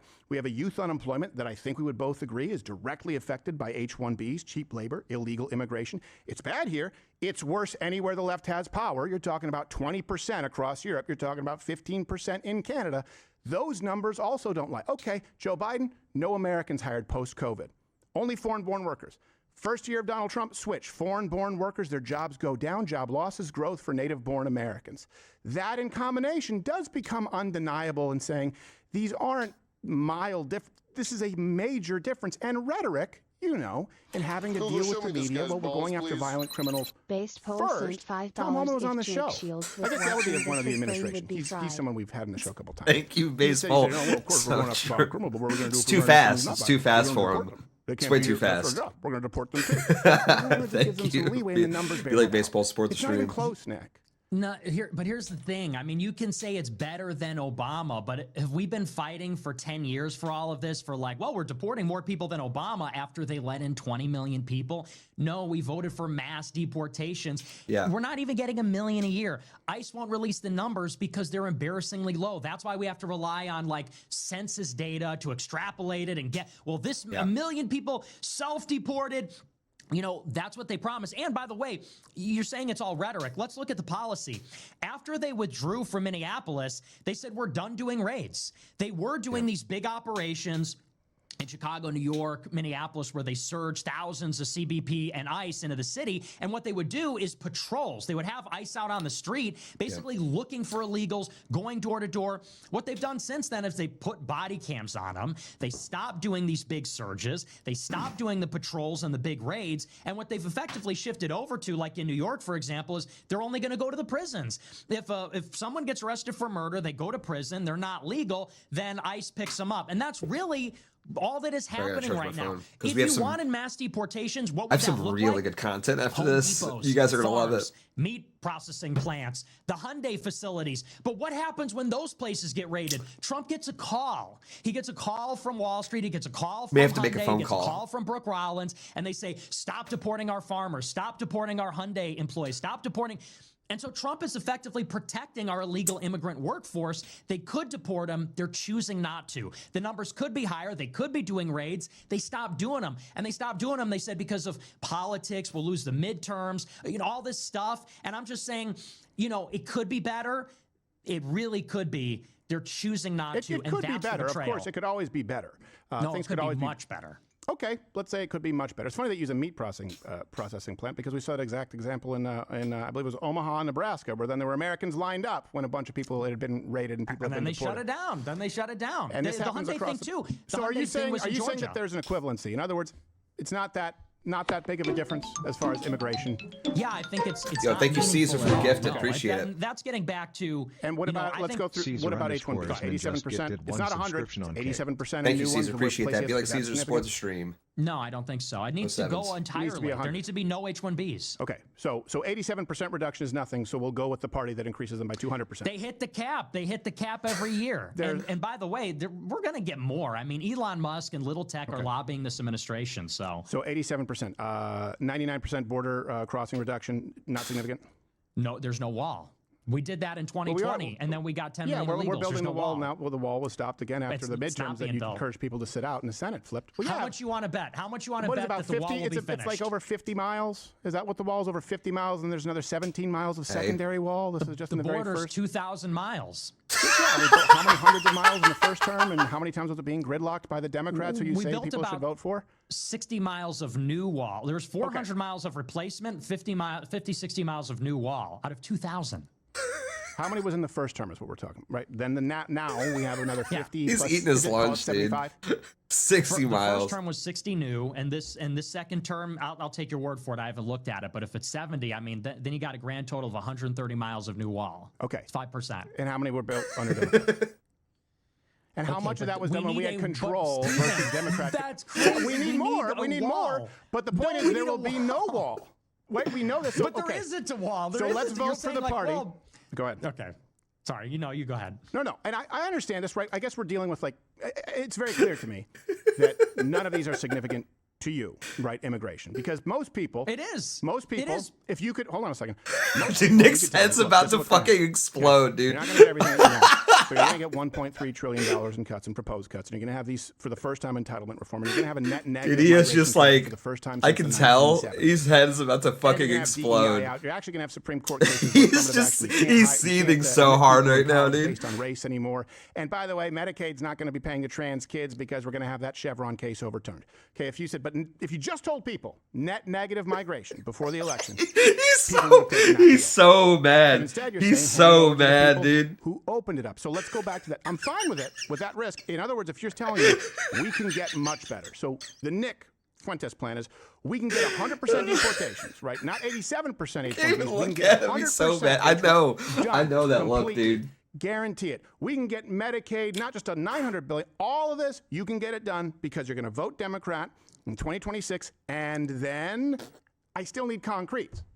Well, let's just reframe the deal a little bit, okay? Because here's the real deal: is he's so mad, Republicans dude. say we're going to build a wall. And a wall, Trump said 30-foot concrete structure, 2,000 miles of wall. That was the proposal in January 2018. That's what we had in mind. Sure. Well, what you're really going to get is 130 miles of 18-foot steel bollard fencing with a 5-foot climbing plate after 10 years. Then they say mass deportations. We're going to deport 1 million people per year. They don't even release the numbers. According to the New York Times, they deported 230,000 last year. Maybe they arrested 300,000 more. Okay, that's not a mass deportation. You're not even making a dent. Hang on, in just those 10 years. Then you want to say, well, they cut $800 billion in Medicaid to pay for a permanent cut in the corporate tax rate, and they want a $1.5 trillion military for this year alone. And we have a war in Iran that's costing us $50, maybe $100 billion when all is said and done, not to mention the gas prices. So it's like, we're promised all these things. We never get them. And so you're right, it's a huge risk, but I'm saying I'm not going Democrat. I'm not going center right. I'm voting no on both of those. And yeah, I'm hoping that we can open up a space where someone far right can fill it. And you're right, it's a huge risk. You're right, it's totally uncertain. But I think the real risk, again, is, these half measures. I think unless we have radical reform, it's either we're getting our head cut off or we're getting cut in half. I'm voting for maybe there'll be some option where we don't get totally destroyed. And that's all I'm interested in. That's all I care about. You want to cut around the edges on immigration. It's not going to meaningfully change the demographics of the country. How many illegals are here? 40, 50 million? You want to say, well, we deported 1 million. It's like, okay, cool. We're still in this immigrant nation. So. Yeah. No, well, first off, I'm familiar with that New York Times article that they cited 500,000, and that's not including self-deportations, which is the vast majority of them. I get that you say, I don't count it. I don't count self-deportations. I don't believe in arrests and removals. So 500,000 is arrests and removals. I don't believe in self-deportations. Okay. That's still very different from 10 to 20 million in the span of 3 years, which you guaranteed will get. Let's assume you don't believe the Democrats' clearly laid out plan of packing the courts, of undoing all the decisions, of making Puerto Rico a state, of redistricting. Let's assume you don't believe any of that. Will we both agree, for sure, if Democrats attain power, another 10 to 20 million illegals in that term? I'm not sure. I really have no idea. I think if you're a betting man, Nick. Honestly, no. No, because you know what? So they did it under Biden, but learned their lesson? No, and I'll tell you why. Okay. If you look at Davos this year, there was agreement, actually. I think Clinton said this in an interview sometime after this. I believe Hillary Clinton, that is. I believe Bill Gates said something to this effect. They said because of AI, we don't actually want the irregular migration anymore. Why did they need the illegal immigration in 21, 22, 23? Because there was a labor shortage after the pandemic ended. And so, yeah, I do think actually the tides have shifted. What's more, I don't the agree Democrats. With that. Okay, well, I mean, that's what they say. Here's the thing. I think. No, I understand. I don't agree with their framing. Oh, okay. Meaning there wasn't a labor shortage. And that's what's so distressing about the left, and this is why I can't vote for them. This is how sinister they are. They specifically hired and replaced, and you've talked about this, replaced Americans with third world labor. Native-born American jobs went down after the pandemic. Foreign-born jobs went up. It's directly flipped under Trump. So there wasn't a labor shortage. We would both have to agree the Democrats lied. They wanted cheap labor because ultimately they wanted votes. That's my only disagreement. I think they're just that sinister and the numbers bear it out. But please continue. Well, I mean, strictly speaking, there was. It's just that there would be two ways to remedy that. I mean, if you had a real labor shortage, what was happening is that all these companies were just increasing their wages. And I remember you drive down the street and you'd see a window in McDonald's and it would say $25 an hour, stipend for tuition, blah, blah, because they wanted to incentivize Americans to return to the labor force. And so, how do you remedy the shortage? You could raise the wages or you could open up the borders. So in a sense, I suppose we agree. Maybe it's just the semantics about what constitutes a shortage, but I would say that no, I don't think it's semantics. I think it's don't subsidize Americans and let wages go up as a product of the free. It's not complicated. It's a problem that they created on purpose so they could solve by replacing Americans with third world labor. I don't think it's an accident. You got to let the free market speak for itself. No, not that it's an accident. I just think it's just about how you approach the problem. They could have raised wages. Do you believe the Democrats had a proactive approach to replacing Americans with third worlders in order to change the demographics and gain votes? Because I do. I think yes, but, and this is what I think maybe you might miss as more loyal to the Republicans, is that the business interests which are Republican, play a profound role in opening up the borders. I mean, it's the 1990 Immigration Act, actually, which is what created all these programs, increased the amount of immigrants coming in, and that was lobbied for by the Chamber of Commerce under George Bush because the business interests wanted the labor. So I think there's a two-part thing where Democrats, you're right, they want the demographic change. They, refugees welcome, blah, blah, blah. But it's the Republicans in agriculture and hospitality on Wall Street. They want the cheap labor too, for economic reasons. So, you can't say it's all Democrats and not Republicans. Well, no, what I would say is I wouldn't say that. And I think we agree. Okay. It's all Democrats. I do believe that Democrats in a perfect world would replace you. I think that's why you're America First, right? They want to replace white, Christian, Anglo-Saxon Americans with anyone whose vote is easier to buy. Would we agree with that fundamental premise? Totally. Okay. And then I think some Republicans, people like Bush included, by the way, Reagan really screwed up when you're talking about immigration, as far as business interests, or this idea that, it'll sort itself out through the free market. The problem is there was so much interference that we now see there are corporate interests that superseded it. We see a very stark contrast between those Republicans and this Trump administration. That's what for the first time, there's been a stark contrast. But I do think the primary problem is exactly what you've said in the past. The left absolutely wants to replace you with a demographic that is easier to manipulate, put on the public dole, grant citizenship, and gain votes. And they did it to the tune of 10 to 20 million. They did not fix the labor shortage. What happened is they created a labor shortage, whether it's rent forgiveness, student loan forgiveness, the subsidies, the COVID relief that was going out, knowing that Americans would go back into the workforce more slowly. Wages were going up, and instead they brought in massive, not only illegal immigrants, but the same reason you ran Nick has billboards, the patience of a saint here, H-1Bs, dude. that forever, for certainly their tenure, and would be forever if not reversed, suppress American wages. Those are issues for me. I know you said that immigration doesn't matter to you anymore, and I think you were being hyperbolic, but that is, to me, enough of a contrast when I understand the replacement of Americans because we won't have an America anymore. Well, to address that comment, I said that in the context of, I think that immigration is one of these issues that is always dangled in front of us out of reach. And Republicans have been playing this game for 40 years. And it's like you pointed out, even Reagan, we're going to give 3 million amnesty and then we're going to close the border. Doesn't happen. Same thing even with Trump. Trump said we're going to build the border wall. We're going to slow it down. And let's be honest, immigration got really bad in Trump's first term, right up through May, June 2019 until they implemented Remain in Mexico. And then in 2020, they shut it down because of the pandemic. But it's like it was even bad under Trump 1. And then, let's talk about, for example, the pandemic-induced labor shortage. Who shut down the economy? Trump. Who did Operation Warp Speed? Trump. Who let BLM wreck the cities? Trump. Who gave Venezuelans TPS in January 2021? Trump. And how many of those 10, 20 million were from Venezuela? No, and Maybe this is like what you 4 or do, 5 and it's just, million. and I know that look, because you're very smart. This is clever, but it's just not accurate. And I would say it's disingenuous to say, Trump, parts of because those aren't true. BLM started before Donald Trump. We both know that. And we also know that domestically, hold on a second, domestically, the president doesn't have the same broad. And I know you've talked about this. So, for example, whether you agree or disagree with the Warren Iran, my head's going to explode on behalf of for Nick, any dude. president to carry out a military action. No, we both know that the president has much broader powers as it relates to issues of national security.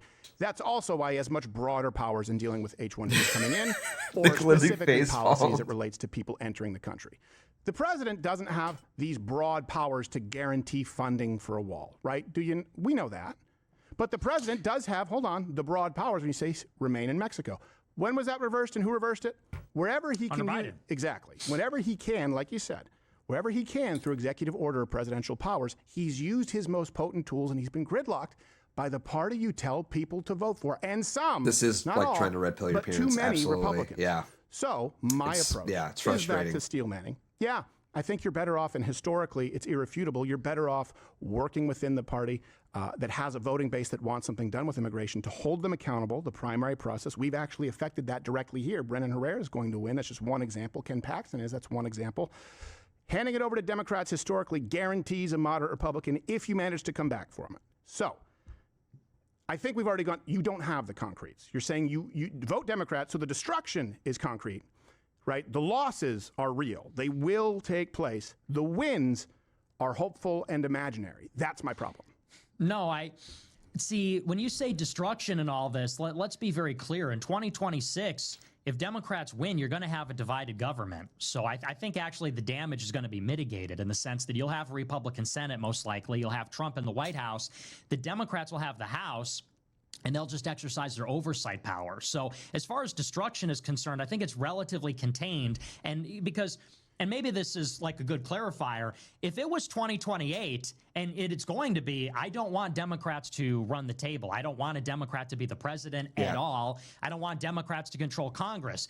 I think that this is the punch in the face that Republicans need so that in 28 we can be more competitive. That's how I'm looking, because the damage, let's be honest, is contained. I get that. The damage isn't fully contained. There's a lot of damage that they can do, and we can go through that. It's not fully contained. I think you're understating the risk. But it still does come to the unavoidable fact, if we just believe this logistically, right? And of course, I'm not going to vote Democrat. I think you also agree you're going to have a hurdle for a lot of people to vote against their conscience and vote Democrat, right? You know that's going to take a lot of convincing on your part.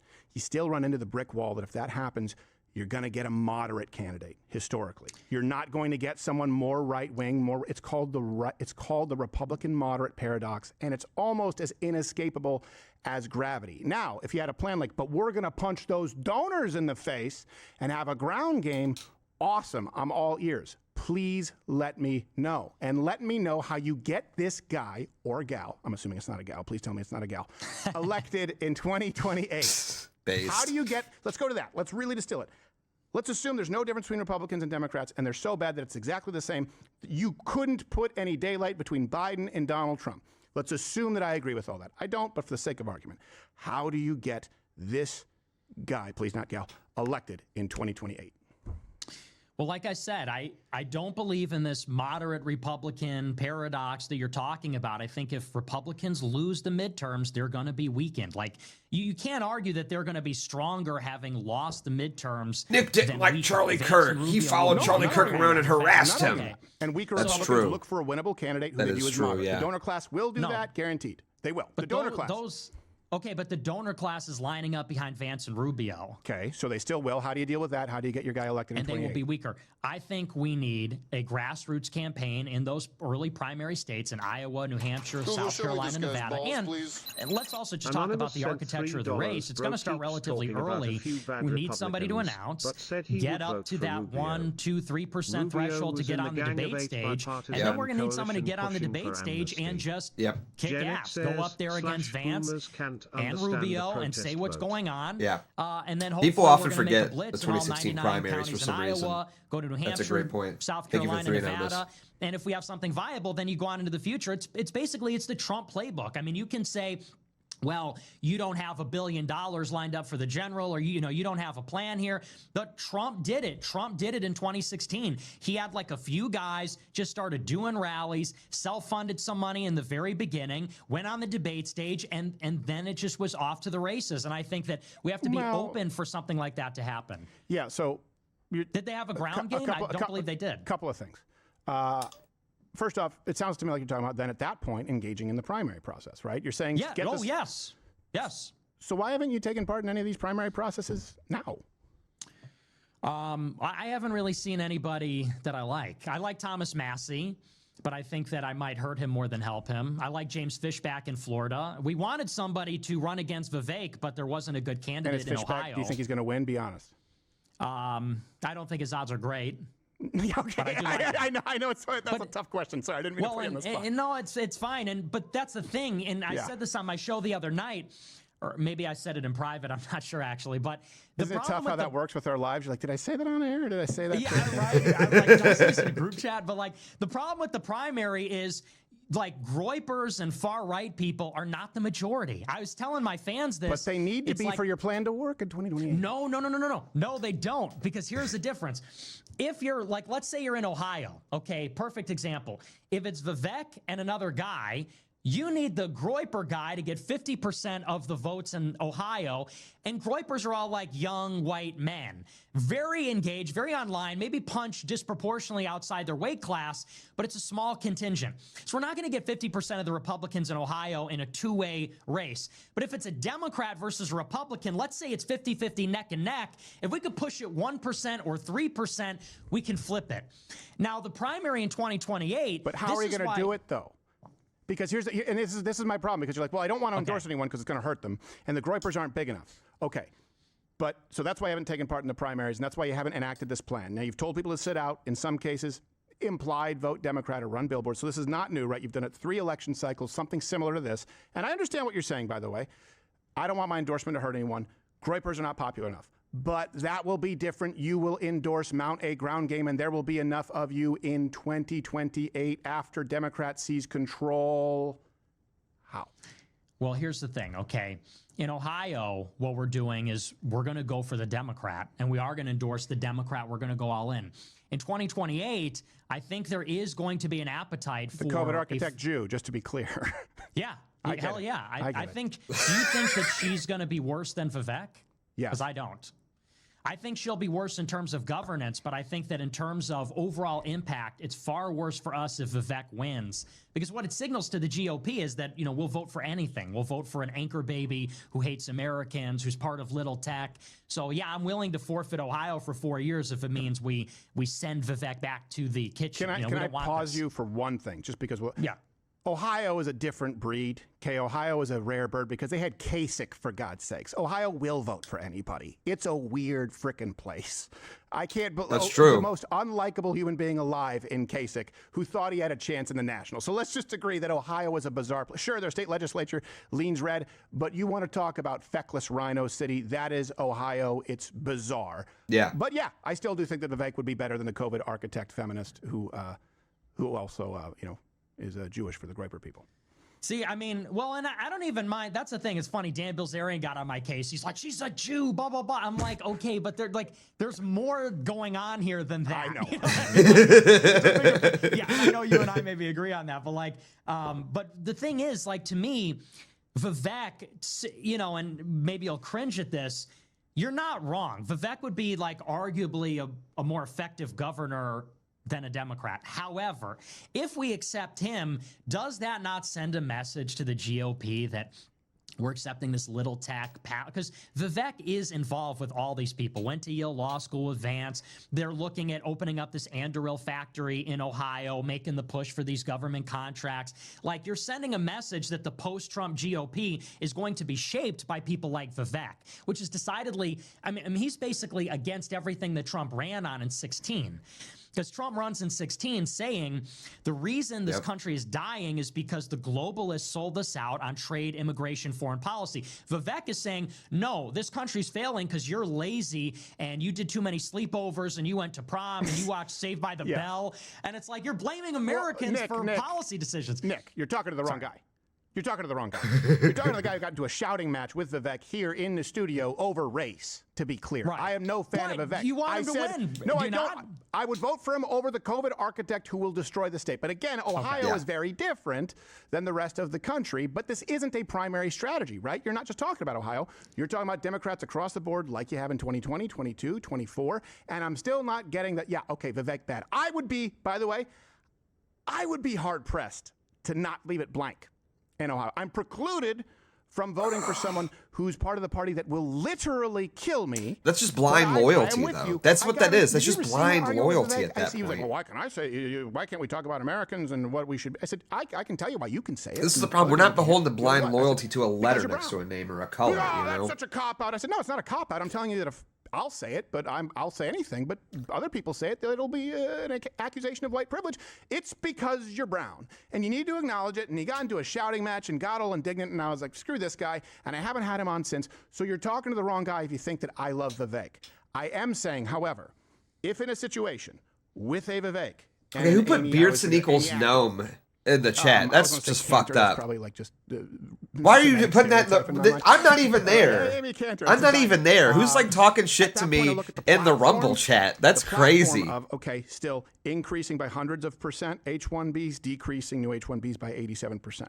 There's a guardrail. Beardson's wife left him for a black. Voting Democrat. No, she didn't. What are you even talking about? That can be worked within effectively.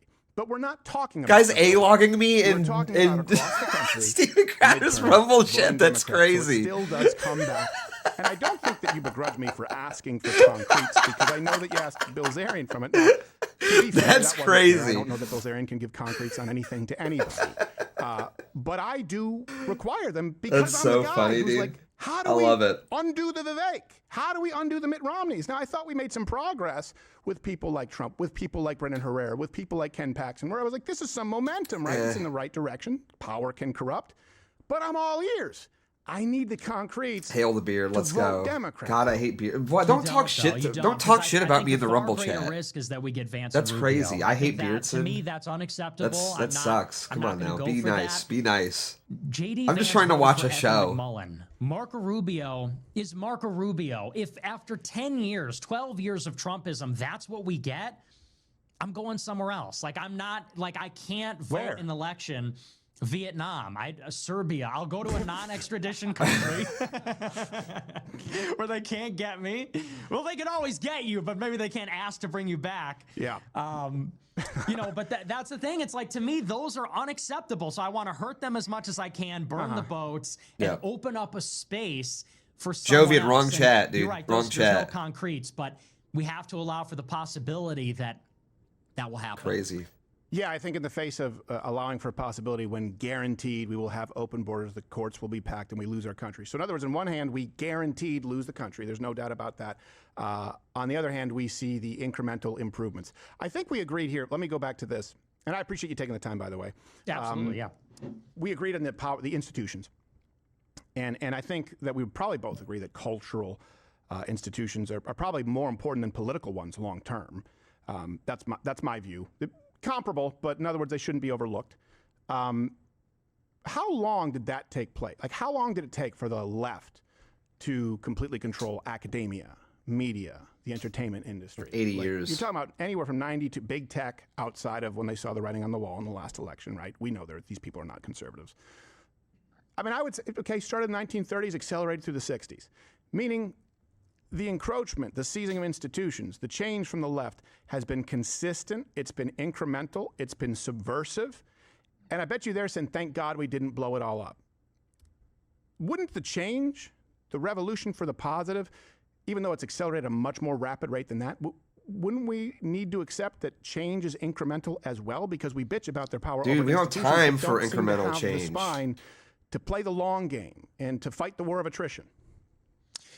I would be inclined to believe that. However, I think that, how long has it been? Honestly, I mean, where do you want to start the timer? Is it when Trump won the election in 2016, or is it 2000, or is it 1990? I mean, where do you want to draw the line exactly? Because I'm talking about the left being very unified. I think we agree with it. The left is far more unified, and the left will get in line. I mean, that's how you end up with a crazy broad like Kamala Harris. I'll be right back. 2 seconds. No, actually, we think she's great.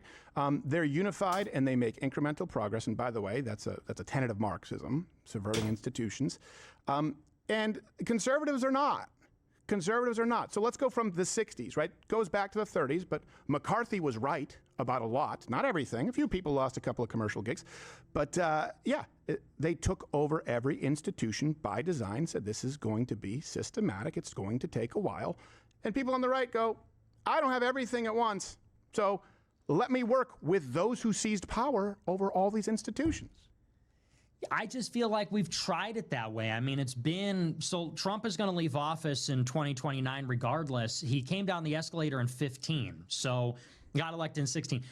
Republicans win the Senate in 14. So it's like, let's say from Republicans winning the Senate in 14 until 2029, that's 15 years. Has anything gotten better in that time? Like, we're in a war with Iran. Well, yeah, I would say that's where we go back to. But let's talk about institutions. Let's talk about culturally. Media. The fact that you and I are having this conversation, that's huge. This wouldn't happen just 4 or 5 years ago. Let's call it 6 years ago. Racially based admissions in college. That took a Supreme Court, by the way, a slow walk, boom, done. Also DEI in not only the federal government, but in any institutions that are subsidized federally. That's a big one, right? This lays the groundwork. The media now, legacy media, who controlled a lot of information, is irrelevant. And I will tell you my approach outside of just discussing yours. People will often ask me, hey, should conservatives do what the left did? Should people on the right, America First, do what the left did and try and go into jobs, for example, in media or in academia? And I've said, no. The point now is to continue to accelerate their descent into irrelevancy, because now there are ways to sidestep it. We need to accelerate the irrelevancy of a degree from an Ivy League school. So those institutions are no longer relevant. We need to accelerate the irrelevancy, for example, and we're already seeing it, but ABC, NBC, CBS, CNN, we see it with you getting bigger numbers than whoever the hell, Brian Stelter, completely straight on CNN right now. It's a slow walk, and now these are rapid accelerations and overtaking cultural ground. That's why you're as influential as you are. That's why we're able to have this conversation. Morning, Willa. It's not a small thing, but there does need to be some unity in a common enemy, and that's why I started this with, is it the left, those who hate America? Because those are undeniable. Let me let her outside real quick. Well, yeah, you're not wrong about the left being the enemy. To me, it's just a question of who will fight them. And I want a better right. I think that the right is not really putting up a real fight with the left. I actually don't even know that there's a huge distinction between the right and the left. And I know you disagree with that and you think there's like a big difference, but I think that they've kind of been holding hands, walking us down the same path for a very long time, which is in terms of the big picture, it's free trade, it's the foreign wars, it's the mass migration, social conservatism is sort of dead. I mean, if we're going to draw the line at trannies without parental consent, the line's very Social far. conservatism isn't dead. Trump wanted in the SAVE Act, they said, we're not going to let kids transition unless their parents allow them to. Like, No, but I'm talking about culturally. The reach? views on abortion have actually become far more moderated, especially in the wake of Dobbs, Roe v. Wade. If you look at the public perception of transgenderism, that's changed dramatically. If you look at the public cancel culture, remember, that's no longer a thing. Also on that one, Trump said it backtracked immediately after backlash because he's responsive to them. But the social conservatism, actually, in a lot of ways, people, there's a resurgence in it. I know because you've discussed it. You see what they call the manosphere. People like Andrew Wilson out there, people wanting to solve the problem of marriage because that is an issue, people wanting families. The very fact that people are saying, hey, the American dream is out of reach is because they've realized that they've been sold a false bill of goods through these institutions, right? Be a boss, babe, go out, be promiscuous, have your abortions. Like, well, I don't want that, but houses are still too expensive. And I would agree, they're coming down, but they're still too expensive. I would not agree at all that social conservatism is dead. It's certainly much more mainstream and acceptable than it was when I was, a teenager. Yo, thank you, Laura, for the gift. You look at the Appreciate GOP it. now; they're religiously pluralistic. Botrick's got the sub. Hindus involved, like Charlie Kirk wanted to call it. Ethical Thank you, Laura. monotheism is like the new credo. Botrick's got the all sub. these That's other so traditions. funny. You have the Trump administration's pro-IVF. They're not fighting on gay marriage. They have all kinds of gay people in the administration. Botrick's They're my not top fighting on soldier. abortion. They overturned Roe. Now they don't want to do anything more about it. Thank you, and then Laura. even with the transgenders, it's like, to me, that's the furthest, most extreme reach, and they're barely able to draw a line on that. They're not fighting feminism at all. You think about the party 20 years ago, and there was like a moral majority, and you had these like Buchanan, extremely Christian. Sure, but even under the Bush administration, now I feel like they've just kind of given that up. And now this administration is like, not everybody's Christian. Like I said, you've got some of these deviants involved. So you have to admit that that's not really as much of a part of the platform as it was under Reagan or Bush 1 or 2. It is a much less socially conservative party. You just skim past Dobbs, Roe v. Wade overturned. Like, you skimmed past that. That's monumental. Yeah, I mean, they I get it's not that, everything. It's not everything, but it is the single biggest, most impactful policy on abortion, which, by the way, we all assumed was a foregone conclusion in a degenerate society. It came as a shock, and it was such a shock the left rallied behind it, right? Can we just, you can't skim past that. It's not perfect, but that's a huge change. I mean, to me, it's not a question of perfect. It's just when you look at the overall climate. Yo, what's up, Tyler? Is this Republican Party as Christian as it was 20 years ago? Absolutely not. No. Would you argue that? Obama was more socially conservative absolutely more Christian than Trump receptive. is. And when you look at church attendance, particularly in more traditional denominations like Catholicism and Orthodox, I know people will argue that they're not growing as fast, but they are growing quite a bit, especially among young men. Yeah, when I was a teenager, I'm in my 30s. It was Rock Against Bush, right? Swastika on his head. By the way, left has done that with every single person.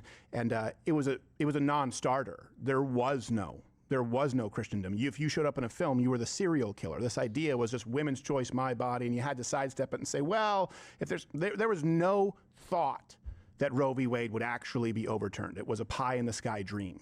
I would argue that certainly. Yeah, but the states still ratify it. Significantly more. So when it's not ratified on a federal level, it's still ratified on a state level in many Tucker states. Carlson lookalike convention at CPAC stuff. This is big whoop. Pre-fly fishing. Not to be a downer, but.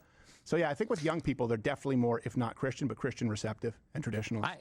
To me, I mean, I guess overall, I'm just not as impressed with the progress that we've made over the past couple of decades. Maybe that's the difference. As you sort of look at as glass half full, like, well, at least we got Roe, and at least we're trying to do these things, and hey, it's incremental and it takes time. And me, I feel like we're staring down the barrel of a gun where it's like we're about to become a minority as white people. The immigration thing, it's already kind of been done to us.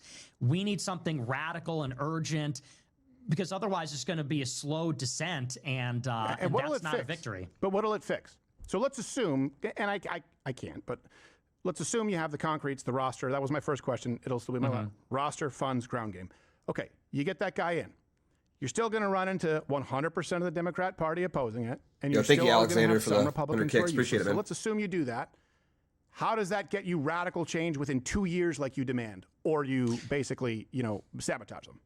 See, but this is a straw man. It's not about 2 years. This is Trump's second term. This is Trump's second term. Republicans have been in control since 2022 of the House and the Senate. So it's like it's not like we said, oh, you got 2 years. I gave them 2 years in 2016 and they did nothing. And then we said, okay, 2018, then 2020. You say nothing again. Can you say he didn't do as much as you would like, but not nothing? They didn't build a wall. They didn't repeal Obamacare. Then they cut the corporate Nick, tax 60 rate by miles. 10%. So it's like meaningfully, what did they really do? They didn't, illegal immigration was really bad. So it's like, again, it's not 2 years. It's been a long time coming. And well, so Nick is pated on the economy, and it was a rip-roaring economy that we had seen in our lifetime. E-A-I-D-E-D. These are narratives. Okay, thank you, Jake Shields, in the Rumble chat. When people vote on the economy and they run on those platforms, they are held accountable to those platforms. You said you don't care about the platform of immigration, which was the big issue this time.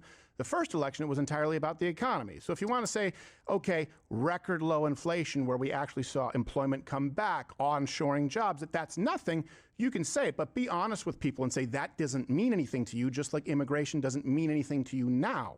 Just be honest. Don't call it nothing. That's dishonest to say. Obviously, I care about immigration, but 2016 was about build the wall. They didn't. They fed us this line and said, well, we need to fix the economy first so we could win the midterms. Okay, well, then you lost the midterms. And then we never got a border wall. It's like, so, this is what I'm talking about. It just never gets done. It never happens. If we win, well, we don't have enough power. If we lose, well, we weren't in power. It's like, okay, so when do we get the border wall? When do we get the deportations? When do we not go to war with Iran? When do we not spend $2 trillion on the military? Like, that's the thing. So I want to try somebody that's actually going to do what they promised to do. Who? Someone will rise up. You will see, and you'll be very happy. That's the pitch. It didn't happen in the other ones, but it'll happen this time. It didn't happen in 2020, didn't happen in 22, didn't happen in 2024, but it'll happen 22 is an off year. It happened in 2016. It's about the primaries, but yeah, because you've advocated this or sitting out, and that's a problem. And here's the thing. I'm sure you remember the Tea Party. I want a more conservative Republican Party. But I also look and go, okay, Rubio, for example. You're not going to get that if you don't fight for it, dude. That's the point. Video singularly about returning to Christian roots for Day of Prayer, setting one nation under. And you say it doesn't mean anything. Speech. Well, just like you just cited speech instead of policy as it relates to immigration. Like they're saying this. Yeah, but the H-1B numbers don't reflect that. So in this case, they're not doing the raids. They're not doing the. They're not. So in one case you go speech, I go policies. You go yeah, but speech. Yeah, but and then I go numbers, and you go yeah, but rhetoric. And then in the other case you go executive order. I go yeah, but then he couldn't. You go well then yeah, but Republicans aren't getting this through Congress. It seems like you can just Rubio's focus on great failure. because he gave a speech. It's like who cares that he gave a speech? Rubio's a neocon. He's backed by Miriam Adelson. Because the discussion was about you were saying culturally Christian. The party is not as far as the rhetoric as Christian as it used to be. And I'm saying this is a change. Rubio saying that. Is that significant? Because you wouldn't get a Democrat saying that. Okay. No? Like this is what I'm talking about. Like we're being promised golden age, vast deportations, and you're like, well, Rubio gave a speech about being Christian. No, it's not. That's not. You're being dishonest. You just said I was being dishonest in saying you said you don't care about immigration.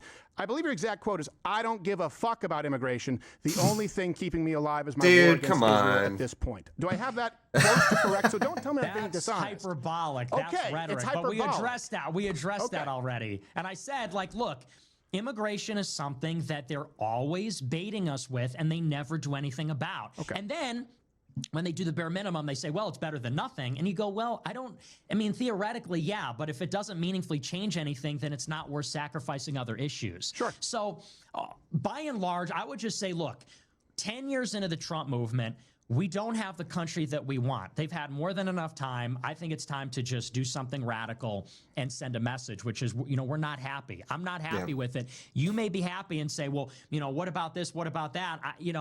We're in a war with Iran. The deportations aren't there. What more is there to say? That's where I'm coming at it from. We are in a conflict with Iran. And by the way, I think last time you were on the show, you said, like, we might be more aligned in the initial strikes in Iran than I would think. deportations are there. And again, I'll make the numbers available because even the one you said with the New York Times, they're not as much as I would like to be, but it's different from 10 to 20 million illegals. I still would ask you the same question. We all saw the right? skits, okay? And I get it. You don't have an answer. For me to vote Democrat, let me try it another way, okay? Because I want to make sure that we're aligned on what we want. All right. Let's say I'm a candidate, and I don't want to say your district. Check out another real quick. Angry old Jew lady to show up, but general Illinois-ish. I'm running. I go, okay.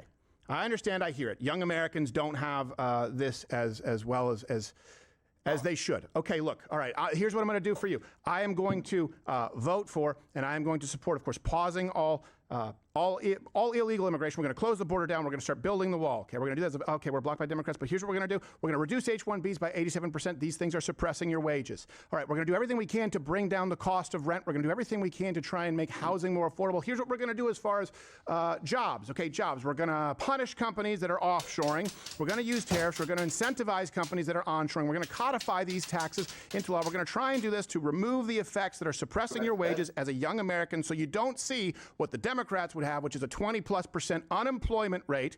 We're going to get rid of DEI. We're going to get rid of, just for you guys, we're going to get rid of racially based admissions. We're going to have a Supreme Court that rules on these and overturns them. More money back in your pocket. Try and make sure that we can employ American workers. America first. But that's not enough because I will do that. And how do I be the guy to get your vote, Nick? Mass deportations, build the wall, keep us out of war with Iran. Period. That's all you had to do. That's all they had to do to keep me happy, and that's all the next president has to do to make me happy. Okay. It's not happening. So how do I... So it comes down to those... We understand that requires, right, going through Congress. So what you really mean is use the nuclear option to get the wall passed. You don't even, Stephen, you don't even need it because they passed the big, beautiful bill. They have the money. They got $190 billion. Wasn't that the pitch? We're going to cut Medicaid to pay for a corporate tax rate, but that's okay because we're going to allocate $190 billion to fund DHS in perpetuity, $90 billion for ICE, $20 billion for a border wall. But it's not that they can't do it, they won't do it. ICE and CBP didn't even shut down when the Democrats shut down DHS because they were funded through the next 5 years from the BBB from last year in June, but they're not doing it because they don't want to get rid of the farmers. They don't want to get rid of this, that, because the donors don't want them to. They don't want to build the wall. For reasons like Trump can't get his favored companies to get the contract, so they're just giving up. Like, that's the problem. You can't blame the Democrats on this one. Why are they not doing more? I mean, you tell me. They have the money. Why are they not doing raids? Why are they not shutting everybody down? Why is the border wall not finished by now? It's not finished. It is being built. So, but here's my point. Right, that rhetoric, you're like, do it. Okay, but right now you're not going to trust anyone who says they will do it because there is gridlock. You do have to admit. But point is, but someone campaigns on it, and I've heard you say, well, they're not going to do it. So how do I get your vote? In other words, I know that Nick Fuentes and his people are going to vote Democrat. They don't have anyone. They don't have grassroots. They don't have funding. So I want to be that guy and step up as tribute. How? You're saying the person is they will come, and how is give me the exact rhetoric that I've rejected because I've said it's nothing but broken promises and dismissed all of it. I don't think there's any world in which any candidate would fit the bill.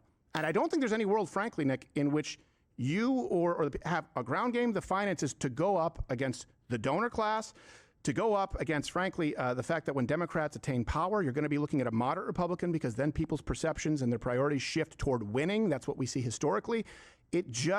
I understand where your heart, because my heart is there too in not wanting moderate Republicans. I think it's objectively the worst path forward and guarantees destruction. But I think we disagree on that because you think it's certain destruction anyway, and there's no difference. And I can respect that. There's no other option. There's no other option. I mean, Vance and Rubio, these are horrible options. They're not going to cut it. They are a part of this administration. It's going to be an extension of this administration. And these past two administrations under Trump have been objectively a failure. As far as I'm concerned, there's literally no other option other than to burn this down and hope that something else will be there, because this ain't going to work. And, you can say all that, but it's like if Donald Trump running in 24, if he can't get mass deportations, if he can't build the wall, if he can't keep us out of war with Iran, how is Rubio and Vance, how are they going to be any better? They were a part of this. They don't have the cult of personality around them. They're not ideologically aligned with Trump. they're going to be worse. So you either have something worse than this or you have a Democrat. I'm rejecting all of it and saying weaken the Republicans, get somebody better in 28. Open up that space for somebody to show up. Well, you rapid fire that, and we keep going because this is the way our brain works, so I'm not condemning you for it. But hold on, Donald Trump He's did not talking say too that he would fast. never be in a war with Iran. You can go back to 1980, where he has consistently said, "I will use the military." Oh, against Iran." brother. 1997, 93, What did he 96, campaign 21, on? What did he and that campaign escalated speech. on? You may not agree with What it, did he but it's not campaign like on? he No has new doubled wars in back the Middle on that. He East. said no new He was forever the wars in history of anti-war war, president. 77 days. Give me It's a fucking remarkably break. short. I Give hope me it a ends soon, fucking like I said, break, and give dude. it 3 months, then we'll check back. I'll share the same opinion that you would. We said, okay, there's no difference in deportations. I disagree because even the New York Times article that you cite, I remember that it was 500,000. That's not including self-deportations. And you say no wall. Are you going to disagree with this one too? Washington Post, 1,300 miles of wall right now, currently under construction.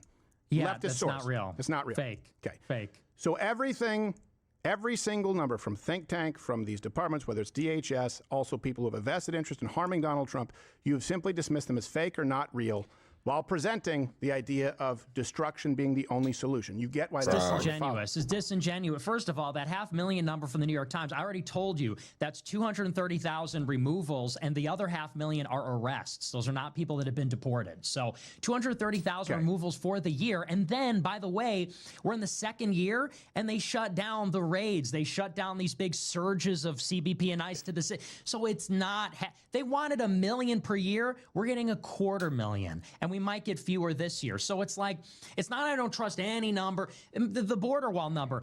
No, you do trust numbers. You trust every number that Democrats use as talking points. 100% of the ones that you've used today. Well, show me the ICE numbers. If ICE is so proud of the job they've done, then why has ICE not published the numbers that they're mandated to put out semi-monthly since December 2024? If they're so proud. Okay, we will publish the numbers after this interview from Brookings. No. Why has ICE not published them? Why has ICE not published those numbers if they're so great? Because they have them, they won't publish them.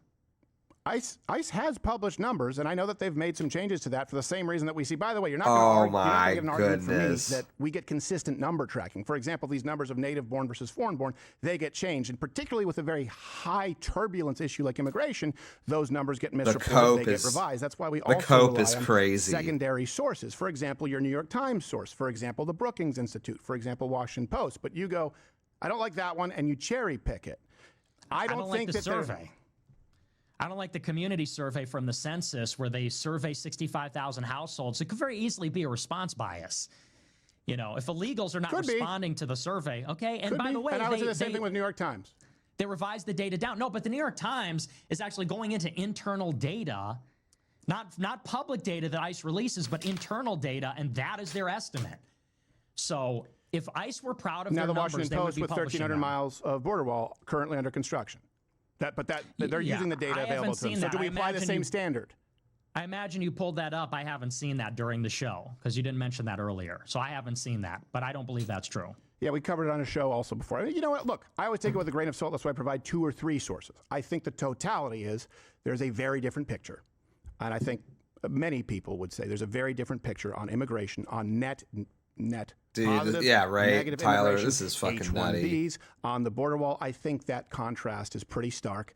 And again, voting for Democrat where we know where they line up is a very tough sell with the person will appear. That's really the sticking point. The person will appear.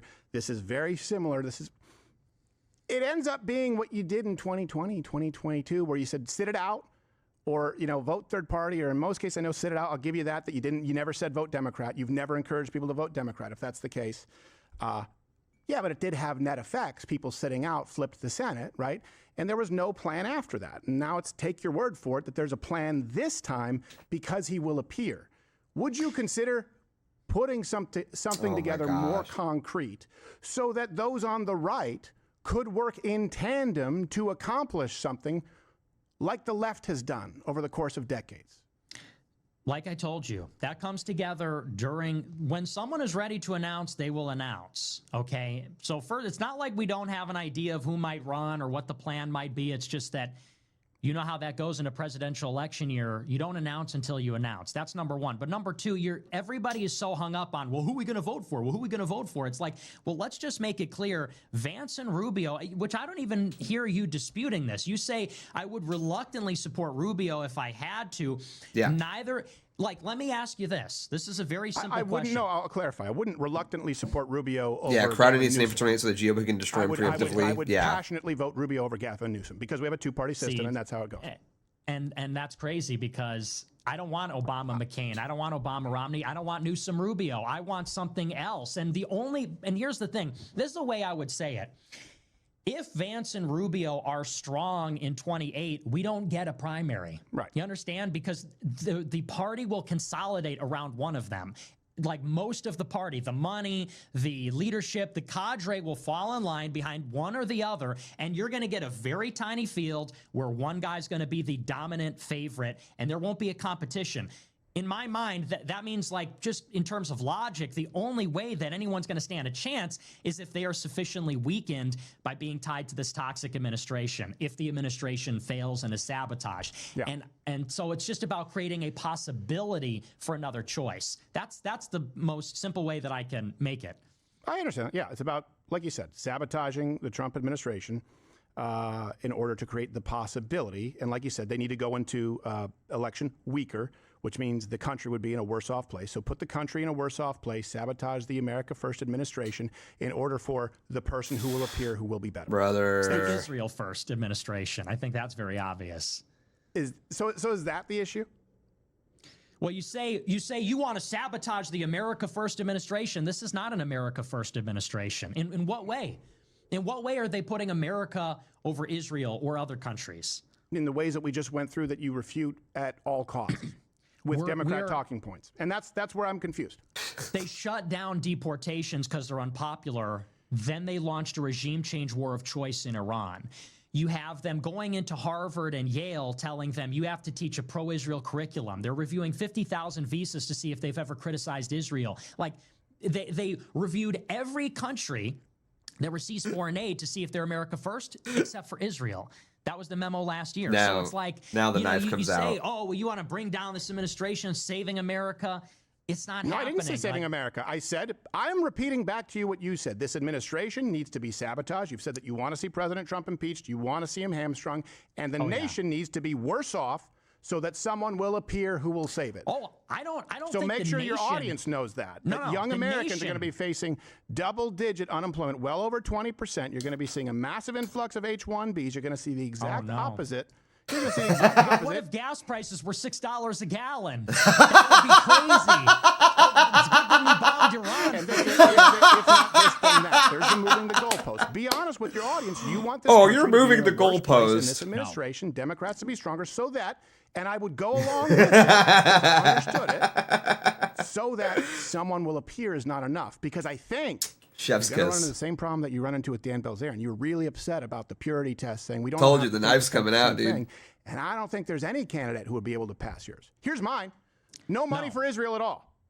AIPAC should be treated like every single other foreign lobbying organization. Fuck them with a wire brush. Could you vote for me? Because I'm not going to go any further than that. I'm not saying the country has to be worse off. I'm saying the administration does. And what I said at the very beginning is the administration is doing bad things.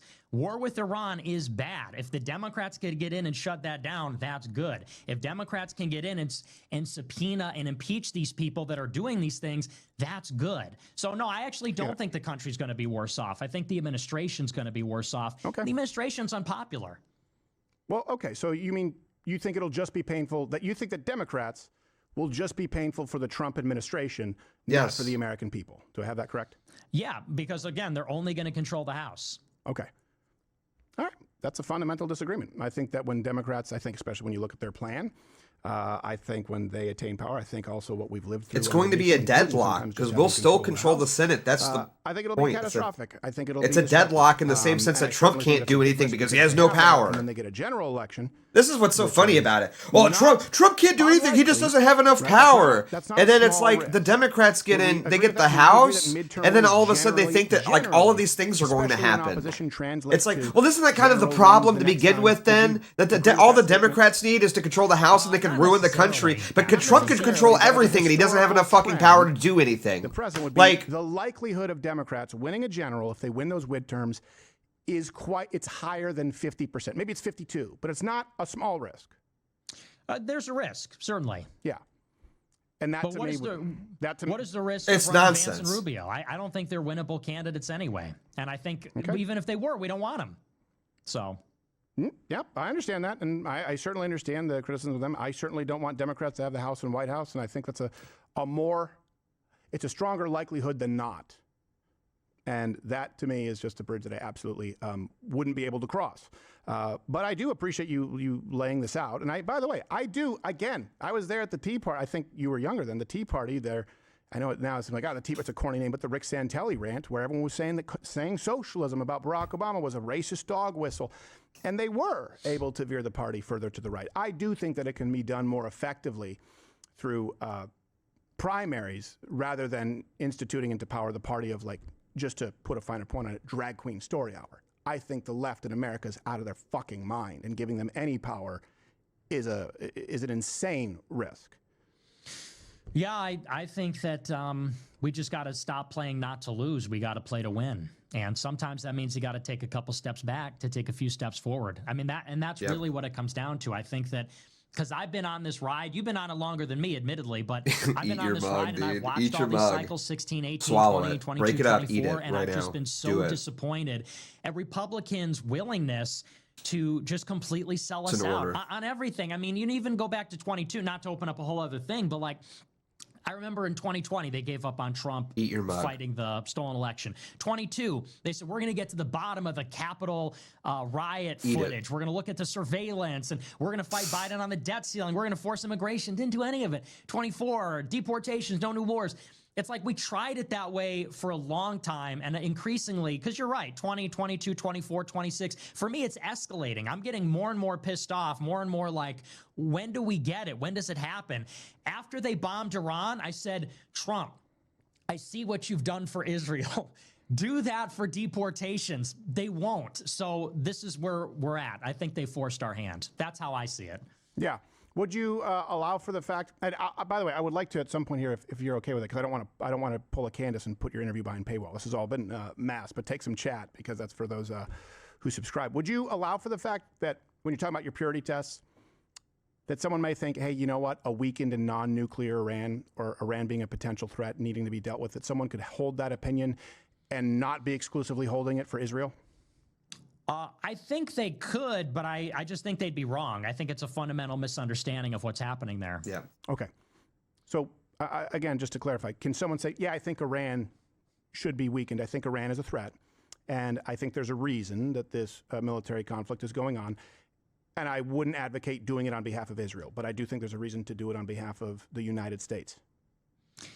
I just don't know. I mean, I think you can think that. I think you can think that that is what you're supporting, but I don't think there's any practical way where that happens in reality. I said, I think that's just like context denial of what's really going on over there. You know, we need to weaken Iran. Like, I'll say this, Iran should not get a nuclear weapon. I'm 100% in agreement with that. However, why do they want one? You know, and how are we going to prevent them from getting one?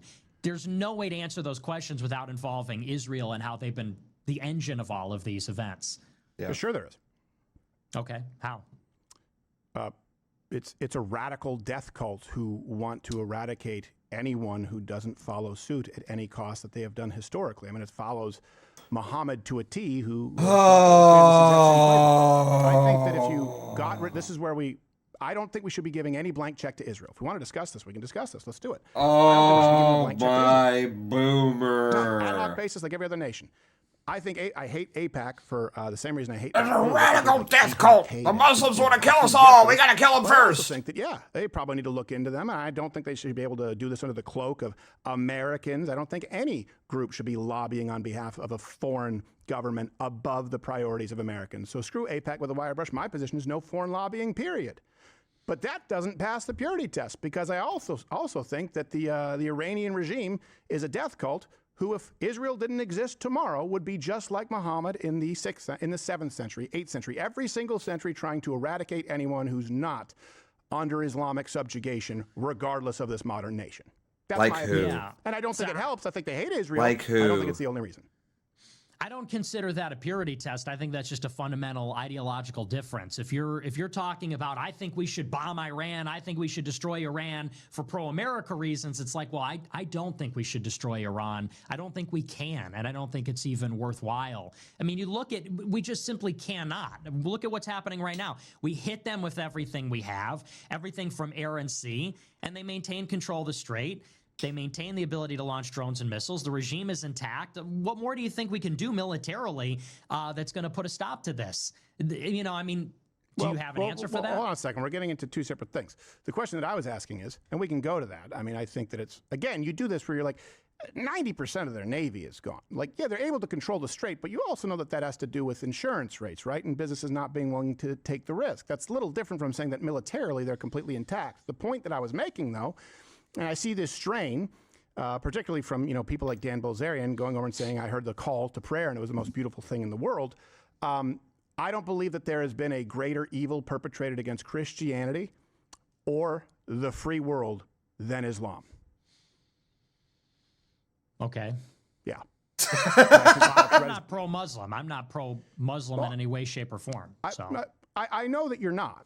But the point is, a lot of these people who would be more in alliance with you than me are like, well, that's Jewish propaganda. It's not propaganda. It's an understanding of historical record and precedence. And I think that Iran is obviously the most radical as far as a group. The regime, by the way. We need to separate the people from the regime. There's a reason that the vast majority of people pray for these bombs and want them for the same reason that people of Venezuela and right now the people of Cuba. Doesn't mean it's our job, to be clear. But there's a reason that the people are very different from the regime. They're following lockstep with Muhammad and the initial spread of Islam, and that absolutely would happen here in the United States if we followed the leftists' voting pattern, the leftist governing pattern. We'd end up like Europe or Canada. And I was in Canada, and I watched people cheer the second tower be hit because I had a hugely Muslim school. I've lived through it anecdotally and empirically. It's a far greater threat than the Jews, who are annoying, I'll grant. Well, I mean, but what are we talking? Are we talking about Iran? Or are we talking about Jews versus Islam? Because these are two very different things, I think. Well, I started this by saying, could someone have the view that Iran, because of their specific, by the way, practice of Islam and worldview, that they would need to be, I guess you would say, rendered more impotent, sort of denuclearized. It wasn't about nuclear weapons. It was about them being able to build nuclear weapons and no one being able to stop them. That would be in the interests of the West and really any nation that is not Islamic or wants to be subjugated to Islam. Could someone hold that view and them not be holding that view just because it was propagated by the Jews? A huge contingency say, no, you're just believing what the Jewish lobby has told you, and we're doing it for Israel. I think there can be two separate tracks. Israel doesn't want a nuclear Iran. Israel recognizes that Iran is a threat. And so do we, for the same reason, by the way, that Saudi Arabia and the rest of the Islamic world does. Oh, my God. Yeah, I mean, like I said, I think you can think that, but I don't think there's any way to effectuate that policy without it playing into that larger plan. Like, again, these you say, well, I don't think Iran should have a nuclear weapon. Okay, so then we have to bomb them because they're not going to give it up with a deal, so we have to bomb them. Okay, so we're going to bomb them. Well, now they're going to close the strait and they're going to attack Saudi Arabia and the rest of it. Now what do? Well, we got to attack all their drone and missile launch platforms. Well, how do you do that? It's a huge country. They're very cheap, inexpensive weapons, decentralized command system. It's like, so do we now have to invade Iran or do we just walk away and let them have this? You say, well, it's about insurance. Okay, well, Iran will maintain the ability to launch drones at the strait, which is narrow, in perpetuity. So that's going to be a problem in perpetuity. And either we're going to give them the strait and they could charge a toll. There's no other options here. So that's what I'm saying. Like, you can say, I'm in favor of attacking Iran for pro-America reasons, but there's no way that goes other than you're walking down the road to regime change, which Israel will exacerbate. They will accelerate that. That's the only destination it could go toward, in my opinion. The only destination it could go toward is Israel accelerating regime change. Yeah, well, and just the whole, the ladder of escalation for the tactical reasons I just described. Like, in other words, there's no way to easily hit their nukes. And that, like last year, they said, oh, double tap, we're going to hit the nukes, then it's all over. Okay, but what happens? They start digging the nukes out. So what do we do now? We got to bomb them again. Okay, well, So what's the alternative? The alternative is, again, why is Iran pursuing a nuclear weapon? It is to hedge against Israel. I think we have to restrain Israel and give Iran assurances we won't attack them, and then they might agree that they don't need a strategic capability like that. I think that's the only way. So tell me how that looks. You said restrain Israel and then Iran wouldn't pursue nukes. Please tell me how that looks. We have to tell Israel that if they continue to provoke Iran or confront Iran or derail negotiations, which they did last year, then we will revoke their foreign aid. We will intervene, maybe in their elections even for that matter, which we have the power to do. We'll, like, look at Netanyahu. Netanyahu, at various times, it looks like he might have lost American support, and that made him less popular. So you could say, look, listen, Mr. Prime Minister, America is going to lean on you in every way that we can, economically, militarily, in terms of foreign aid, in public diplomacy. Stay out of this. And then we could go to Iran and say, look, we're able to tell Israel no. Now we can have something like the Joint Comprehensive Plan of Action. I thought that was a good deal, where you'll have sanctions relief, we'll have monitoring, we'll have verification, Russia can be a signatory, and we're going to make sure that you have a peaceful nuclear program, and then one day they'll be integrated into collective security in the region. We don't have to worry about them. That's what that looks like. You really think that Iran would be integrated into the collective security of the region? Do you actually believe that? It was happening in 2023. China brokered a rapprochement between Saudi Arabia and Iran, 100%. Yeah. Yeah, historically, here's my position, to sort of take an extreme version of the position. I think if Israel didn't exist tomorrow, now maybe it wouldn't necessarily be Iran as we know it, because these countries that basically live, if you were to give the world an enema, that's where you'd stick the hose. They war against each other. You can do the 7th century, 8th century, every single century, up until and including the modern advent of Israel. I think if Israel didn't exist tomorrow, the current Iran as we know it would still not play ball and probably get a nuke to hedge against the Sunni world, places like Saudi Arabia. There are entire documentaries on how much they've hated each other. And by the way, they'll make deals and break them tomorrow, and I still think that they would view us as a giant devil. It doesn't mean that militarily the strategy has been correct. That's why I said give us 3 months, or give me 3 months before I form an opinion. I think there's a world in which it makes sense if it's short, effective, and decisive. If it's not, then I think it's a mistake. But it has nothing to do with Israel has told you that Iran is a threat. And that's a purity test. I say this because I know you've run up against it. But I run up against it too, where I go, you know what? I don't want a nuclear Iran. And I think that if people believe the Islamic world would not be seeing the West as a threat and would not be trying to outpopulate us, to subjugate us, if not for Israel, is a pipe dream, and it ignores all of human history. And that gets shut down when people go, well, you're not America first, because actually the Jews are a problem and not Islam. I think Islam is still one of the greatest threats to the Western world, and I think that Iran's a big part of that. And as to whether this is effective remains to be seen. I'm not a supporter of it. I said I got to wait 3 months to see, because there's information I can't know. But it has nothing to do with the Jews. Well, it has everything to do with them, because Israel got a nuclear weapon first. Israel initiated the arms race in the Middle East. They got their nuke. Then Iraq got their nuclear reactor. So what did Israel do? They bombed Iraq. And then Iraq put their nuclear program underground. Then we had to invade in 1990. Syria had a nuclear program. What did Israel do? They bombed their reactor in 2007. Like, Israel, let's just be honest, they are the revisionist power in the Middle East. Their doctrine is to destabilize and destroy all their neighbors. This goes back to the 1980s, Oded Yunon's plan for Israel. They want to say what they call it's a mosaic of tribes with flags. They want to basically destroy all the big, strong states so they can't militarily challenge Israel. It is in the context of this environment that Iran realizes they're next. Iraq fell, Libya fell, Syria fell, Egypt had a coup. Iran says we're next on the chopping block. It's even in Nick the is a Jew hater, so stupid they say, man. How do we hedge against a nuclear Israel? Missiles, proxies, a nuclear hedge, centrifuges. If they and being one of the biggest funder of global terrorism across the entire globe, not just Israel. Saudi Arabia, closest ally, Saudi Arabia is responsible for the Wahhabist ideology that inspired ISIS and Al Qaeda. You know, You're not going to get me to say that I love Saudi Arabia, but that's one of those enemy of my enemies. And I think people look back at alliances and go, well, that doesn't make any sense. It's like, well, you have to understand that it made sense in the moment. So I go back to the restraining of Israel would include what? Because here's the thing, that would require serious military intervention, right? So would you advocate serious intervention against Israel? My point is, how do you do that? And then why is Iran no longer a threat? Political intervention. We have tremendous leverage over Israel that we just simply refuse to use. You know, we provide a substantial percentage of their defense budget.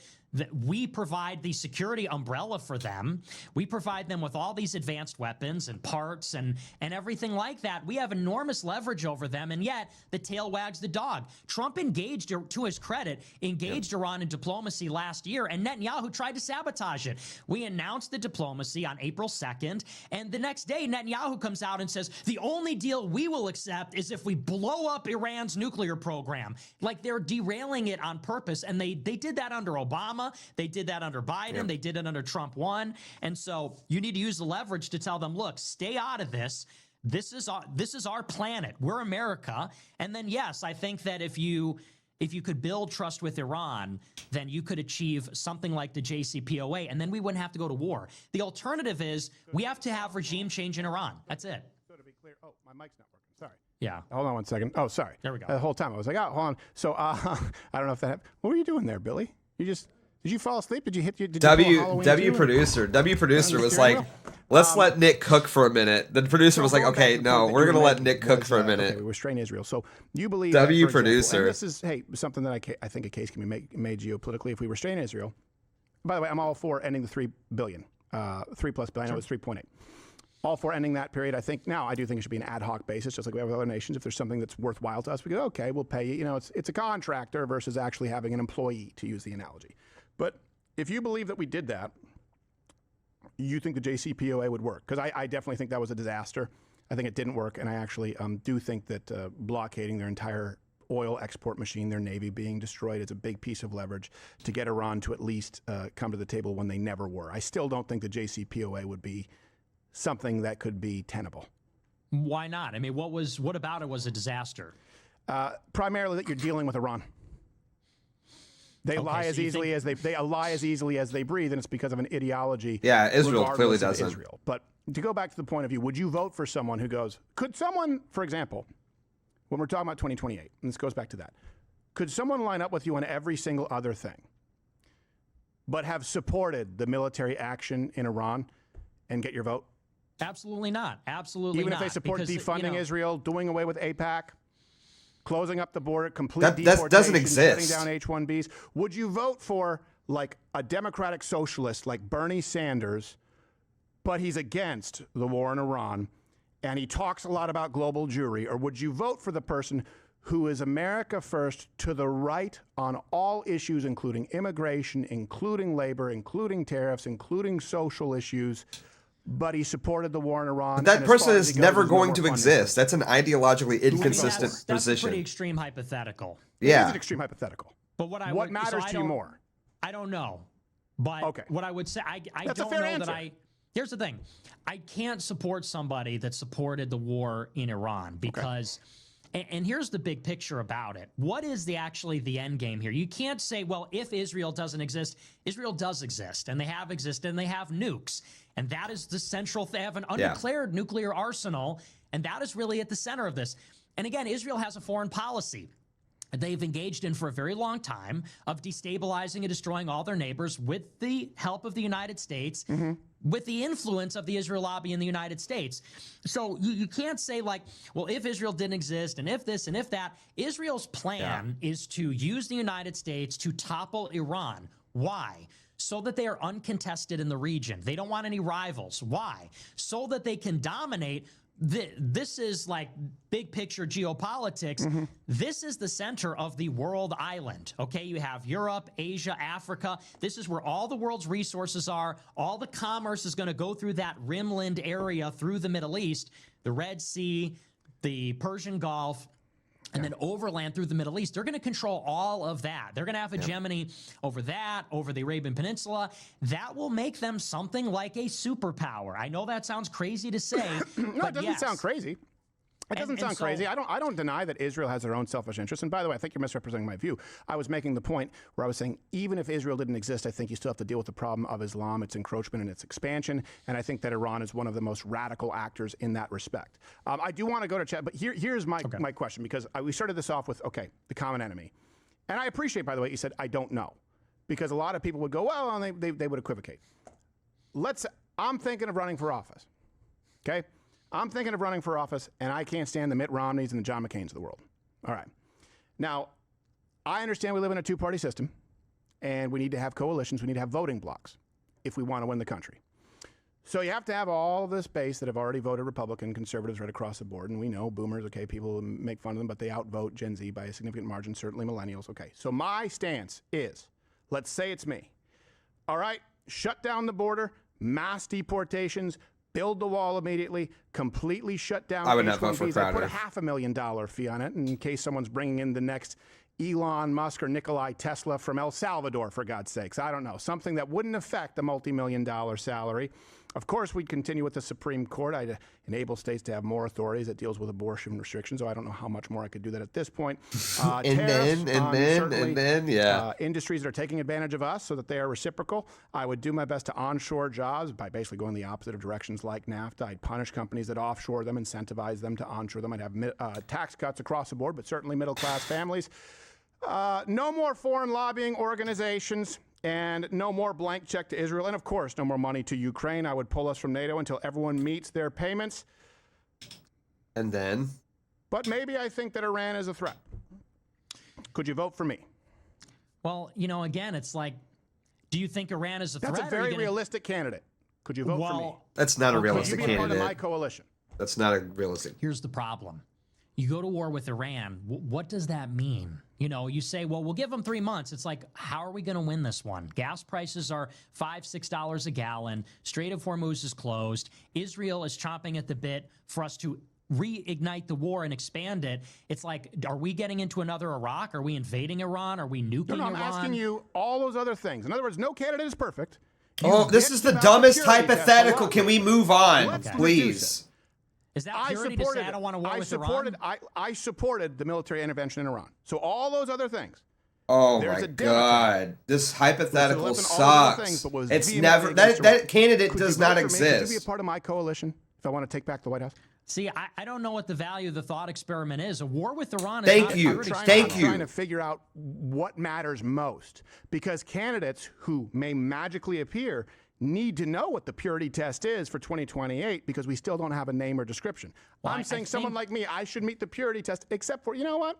I'll give it 3 months in Iran. It's just a bad hypothetical. Okay. Would you vote for me? Then that's assuming, again, that you can bomb Iran and then walk away. We're going to bomb Iran a little bit, but not like, is that what's happening? No, we're stuck. Could you vote for me? No, I can't. Okay. I need America first. Okay. And America first means we're not at war with Iran and we're not importing 1 million illegals every year. Yeah, I got it. That's fair. I understand it. Hey, this is where we have a difference of opinion. It's not the deal breaker for me in the same way that it is to you, but I understand where we end up. Can we take some chats, and can you tell people where the best place is to reach you while we're That was a good show, though. It wasn't. The end was a little much, but it was a good show. I actually really liked the conversation. I was corrected by a friend who raises horses. It's champing at the bit, and I was saying that for years because champing. It's interchangeable. It's interchangeable. He's a horse guy. He said it's not, but he was like, "Don't." It drives me nuts when you say champing. I investigated this years ago. Did you? Yeah. So did I, but he swears by it. So okay, all right. Well, it can go both ways. I don't really care. As long as we both agree that we publicly execute. It was a good show. It was a good collab, though. Yes. Perfect. Do you have premium for the chats? No. And then we'll take some chats. Rumble.com/Nick J. Fuentes and X.com/Nick J. Fuentes. All right. And if people want to continue and you want to send Nick your chats, you can right there click that button. I don't have premium. I don't have Rumble Premium. Allows freedom of speech to exist. I'm not buying it. I'm sorry. We're gonna have to get it. We can have these conversations. Are you for real? May even be simulstreamed. I have to spend $10. Stuck it to the old ghost of Wojcicki. You guys want me to spend $10 right now for Rumble? I'm gonna go tinkle, so you can do that too, and we'll come back and take chats. Is that okay? Okay. Yeah, sounds good. All right, I'll be right back. Thank you, Nick Fuentes, everybody. We'll talk more on Rumble Premium. Dude, this is the gayest thing ever. This is the gay. Dude, are you for real? Are you for real? All right, fuck it. Hang on. I'll get fucking, dude. You guys better, somebody better, you super chat $10 right the fuck now, dude. Okay? This sucks. Okay. Hey, thank you, Colburn, with the one gifted. Just gifted 1 subscription on Kick. Hey, thank you, Groy Italiano, for the 5 gifted. I appreciate it. Now I gotta sit here and get fucking Groipo Italiano just gifted 5 subscriptions on Kick. Thank you. Google, Thank show me you. this guy's balls, please. Base Oh my Pole sent God. $10, please. Okay, I'm getting Rumble Premium. Mug Club is a part of Rumble. Subscribe now. Yo, thank you, Jimmy. Two hats for the 2 gifteds. I appreciate it. I'm not Jimmy doing annual. Just gifted 2 subscriptions on Kick. I am canceling the fuck out of this. I'll do Google Pay. Was Up 101 just gifted. Hey, thank you. What's up, 101? Yo, Alexander McCarthy with the 100 kicks. Thank God you. of Conquest 91 sent $5 to cover the tax and processing fees, if any.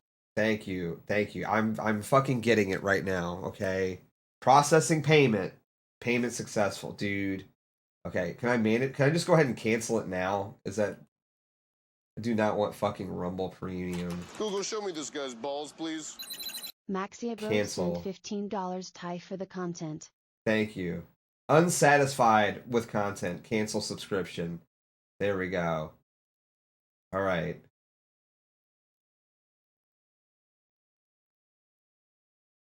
Okay, we got it. We fucking got it. Support the stream. Power Channel Live, so Beardson really. While we wait, I have a little bit of content that I want to do.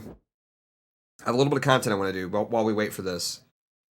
So, here's the game plan here. I need you guys to be cool. I'm just going to go ahead and do it now, because I'm sure some people are going to leave probably after... Oh, son of a bitch. I only see myself on the monitor. Is Nick still there? Yes. Damn it. Oh, well, I can't see him. I only see my... So we're going to be... I'll just tell you There guys. go. I'll tell you guys There real he quick. I'm is. going to turn this down. We're going to be calling the club that canceled... Dan Bilzerian canceled his event at, and we're going to ask him the reason why the event was canceled tonight. So it should be fun. Taking more measures. Stay tuned for that. As of late, I hope so. I'm staying safe. Yeah, so far, so good this year. No assassination attempts. Knock on wood. Yeah, I We'll remember do that I asked you after before this. we came, because as a comedian, to me, it is hilarious. The stuff with Dan Bilzerian and all this, but now you're like, we don't want to. I feel like we covered all the other ground. So do you want to cover that a little bit with the chat? Because I'm sure they're going to ask you. Oh yeah, okay. This may have been worth the $10 actually. Can I just say that, Nick, thank you for finally saying that it could also be chomping. I looked it up, and yes, champing is the correct alternative. But chomping does also work since 1910 when it first appeared in print. So. Well, that's the last time I listened to a crazy horse joke. No, every time I say it, because it's one of those things where I hear it and I'm like, it sounds wrong, but I'm trying to say it the right way, and then I go back to chomping. We'll check that out. I'll pull that up. Thank you, Anonymous, for the 3. Night becomes day. I get ding. It's champing. I'm like, there's no way I can. Oh my god! I know, and I know he was watching That's today. great. But well, okay, let's take some chats. And look, can you tell me, like the Dan Bilzerian thing that's going on? First off, he's a little guy, isn't he? Well, he's my height. So we're a couple of little guys. We're a couple of little. Well, I mean, because people think he's like this big hulking figure. No, I don't mean that. He's we're 5'9". Him and I are 5'9". So we're a that's couple of not little. manlets. A couple of little people. It's not big, Josh. It's not little. It's not larger than life. This is not. But you don't go around going like, "Hey, you cool," right? So I hold you to a different standard. You know, you're svelte. You'll live much longer than any of us here because we're like 80 in tall guy years. Did he actually take you aside and like ask how to kill people? Like, is that's true? Because then he just says you're a Fed and it's that thing. 100%. I mean, well, he called me a Fed first, and I said, well, you know, you did take me outside your house and say, hey, like, this is how it went down. I go to his house. He tells us, let's put our phones on the kitchen counter over here because we're going to talk about the Jews in Israel. Like, okay, like as if anyone cares. We step outside onto the patio and he goes, so how hard do you think it would be to kill some of these like Israeli ministers or whatever? I'm like, bro, I'm not touching that. I don't want nothing to do with that. But that's his move. And then he denies it. Then he says it on a stream with Sneeko. He goes on a stream with Sneeko and says, we should exterminate him. Give me a gun. I want to kill him. And then they go, I never said that to you. It's like you definitely said that to me. Hold on a second. Okay, so here's the thing. I'm not saying that I don't believe you, but you do have a history of trolling. Like, for example, with Michael Knowles, where you took a picture and you're like, oh my gosh, he's really base. He just can't say it publicly. So, being a clever guy, you could have seen that video with Sneeko and be like, yeah, he asked me to kill somebody. Is there that, or genuinely did he actually ask you? Well, Michael Knowles, I came up to him and I said, like, hey, big fan, let's take a picture. That's a little different than like, he took my phone and then said, "Let's kill Israelis." Like Yeah, that. okay. So that actually happened. Yes, 100%. It was May 14th, 2024. All right. Wow, that's very specific. I wonder if we could geolocate your phone and be like, "Oh my God, it's on the porch. It's true." Probably could, yeah. But I know that I'm going to get an army of people coming in because Dan Bilzerian, the chances of him winning, would you put it more than 0?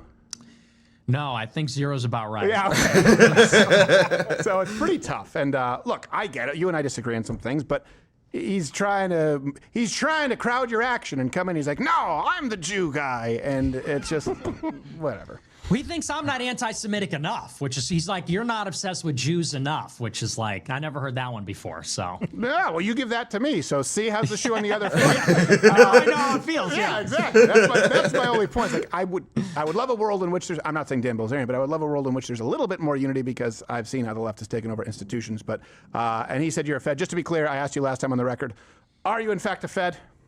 No. Oh, the other thing. Tucker Carlson, you extended an olive branch. And then he's like, "Oh, Nick Fuentes, talk about irrelevant." So where do you guys stand now? I guess we're enemies. I don't know. I mean, I tried to be nice to this guy.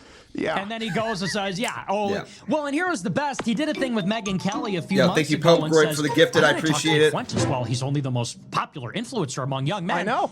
3 months later, same with Megyn Kelly. He's totally Thank you. irrelevant. I don't know what, it's like, okay, so you have no relationship with the truth. You'll say anything.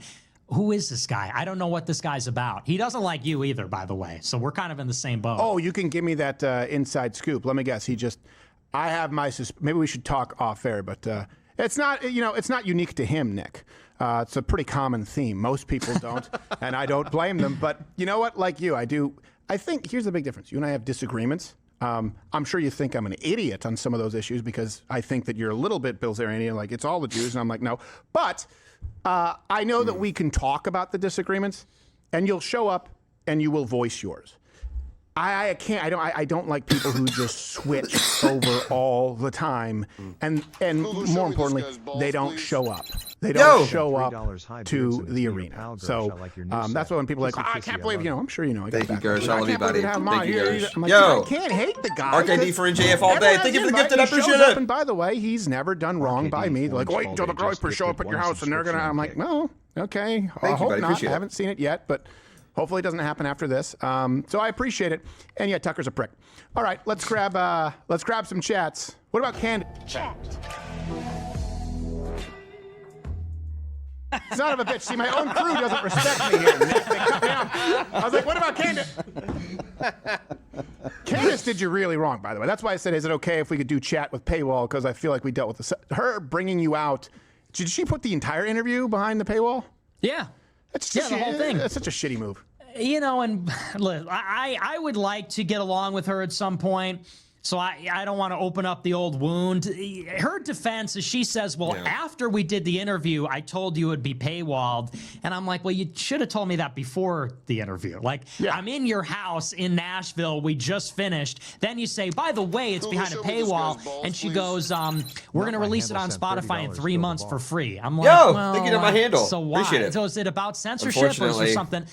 But it's ancient history the at this grave point. got But 2 I didn't feet like higher. how she handled it. Yeah, I still don't like how she handled it. So I'll reopen those wounds. But let's grab some chats, guys. All right, first chat from Dreadcrumbs. Question for Nick. Regarding specific... Jeez. Good start. Regarding specific policy reforms, what would you like to see happen from the GOP that would give you more confidence in supporting the party moving forward? I just want them to reach 1 million deportations per year. Like, that would be enough for me. If they could hit that, that'd be great. And I want them to get us out of this war with Iran. I think it's a mistake. Those are really, to me, the two big ones, to be honest. Okay. Simple. All right. Simple answer. All right, next chat from Alanoism. So wait. Let me follow up. So if they got us out of the war in Iran and 1 million deportations, you wouldn't vote Democrat in the primaries? Because there's still time. Oh, sorry, Democrat in the midterms? Yeah, if they could hit 1 million deportations. The Iran war is sort of a done deal because it happened, but I mean, maybe if they got us out of it tomorrow, I might consider it. There's that vague answer again, but okay. All right, I understand. All right, next chat. I don't think it's vague. Well, I do. I feel like if they got us out tomorrow, I might consider it. Nick, that is vague. Well, but here's they did it. Like, they crossed the red line. It's like they started the war, so. I know, but you said if they got us out of Iran, and I'm like, so if they got us out, and they're like, maybe tomorrow I might But consider they did This is it. where people like, it seems This like is nothing is good enough. well, if my Like, wife if stopped cheating Iran on was me, then I done might by not divorce midterms her, you and a know? million deportations. That's what he's saying. Would you still vote Democrat? I think is what the person is asking. I don't know. I mean, yeah, my wife cheated. If my wife stops heavily cheating on upon me, what happens then in maybe Iran. I'll 'Cause, consider. we thought we got out last June. not That's divorcing why I say her. that. We thought we were done after Midnight Hammer, and yet here we are. So it's a little complicated. Yeah. By the way, that's also Noodles, the guy in the chat. That was his college nickname, is Midnight Hammer. Let's grab some. He's a tiny man, but he wears special flood pants. Go ahead. Our next chat from Alanoism. Question for Nick. Can you point to a single issue you are dissatisfied with Trump on, which you think Democrats will do better? I think the Democrats would do better. Honestly, no, I don't think there is one. I think almost with everything, Democrats are worse. That's fair. That's honest. But you know what? I mean, I understand the person asking that question, but it's already built into the strategy of Nick's, where it's like he's acknowledged that, and that's where I disagree. I think it comes down to the extent of the damage and the level. LMAO, that was funny. Based on Midnight the risk. Hammer. And that's really the primary disagreement. This is what you guys got me as far doing. as I see it. This is I'm one of like them old, now. Crossfire, back when Tucker Carlson one of them supported the now. war in Iraq and wore a bow tie. This is what and you've was done like, to me. It's a policy disagreement with Bagala.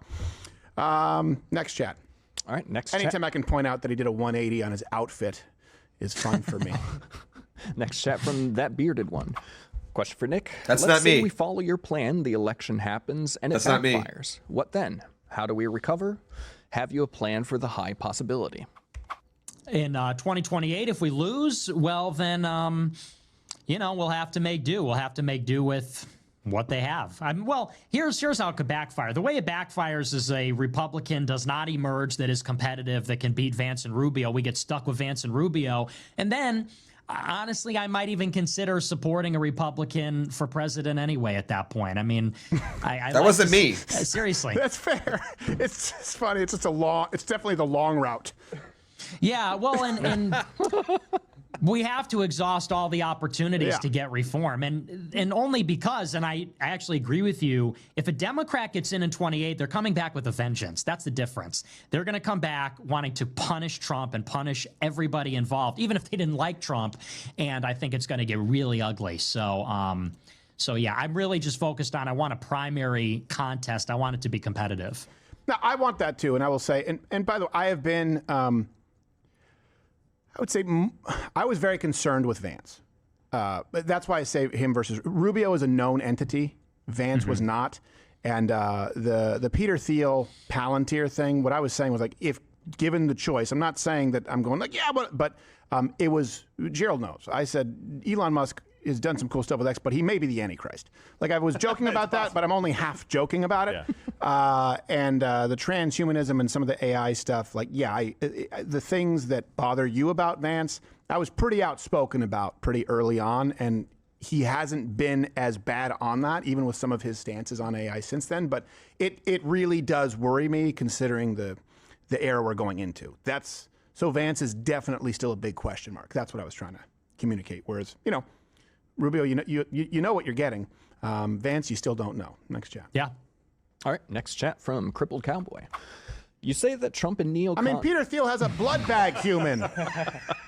Right? We were so close to the next question. Sorry. Is he one of those guys that he has a Mad Max blood bag human, or am I thinking of someone else? I don't know. All right. Beat. Weird shit. All right. You say that Trump and neocons are beholden to donors. Are unnamed candidates less beholden than a billionaire who took a pay cut to run for office? Well, it's an interesting way to frame it. I mean, in the end, Trump was not a self-funder. So the initial promise in 2016 was, I'm a billionaire. I don't need donations. I'll self-fund my campaign. But that didn't happen. And here's what I will say. In 2016, 60% of the donations to Trump were small dollar contributions. In 24 is reversed. That's only 33% were small dollar contributions. And then he got these huge donations from Tim Mellon, from Elon Musk, from Miriam Adelson, Andreessen Horowitz. So, yeah, I mean, if you take hundreds of millions of dollars, you're beholden to those donors. And I would, if there's some outsider candidate, presumably they'll take donor money, but you hope that they're just not going to play the same game as Trump. Yeah. Yeah, no, I think you're right, too. That was kind of the promise, and we did see those big donors. I do think contextually, when you're looking at the massive amounts of cash that went to Kamala, including the coffers that were transferred over from Biden, I mean, if you're Trump, you have to take the money. I mean, you know what I mean? You do have to. But it is a different dynamic. And I will say this, on a cultural, I think we were miscommunicating here. I was trying to separate political versus cultural. You're one of those people. And I'm one of those people. I think we are honestly the only two people who could have this conversation and genuinely say, there is nobody else forcing me to say, there is no pressure, there is no foreign entity, there is no nonprofit. We have, Mug Club subscribers, and I know because you've been around a long time, we started from the ground up, and then we do one spot a day.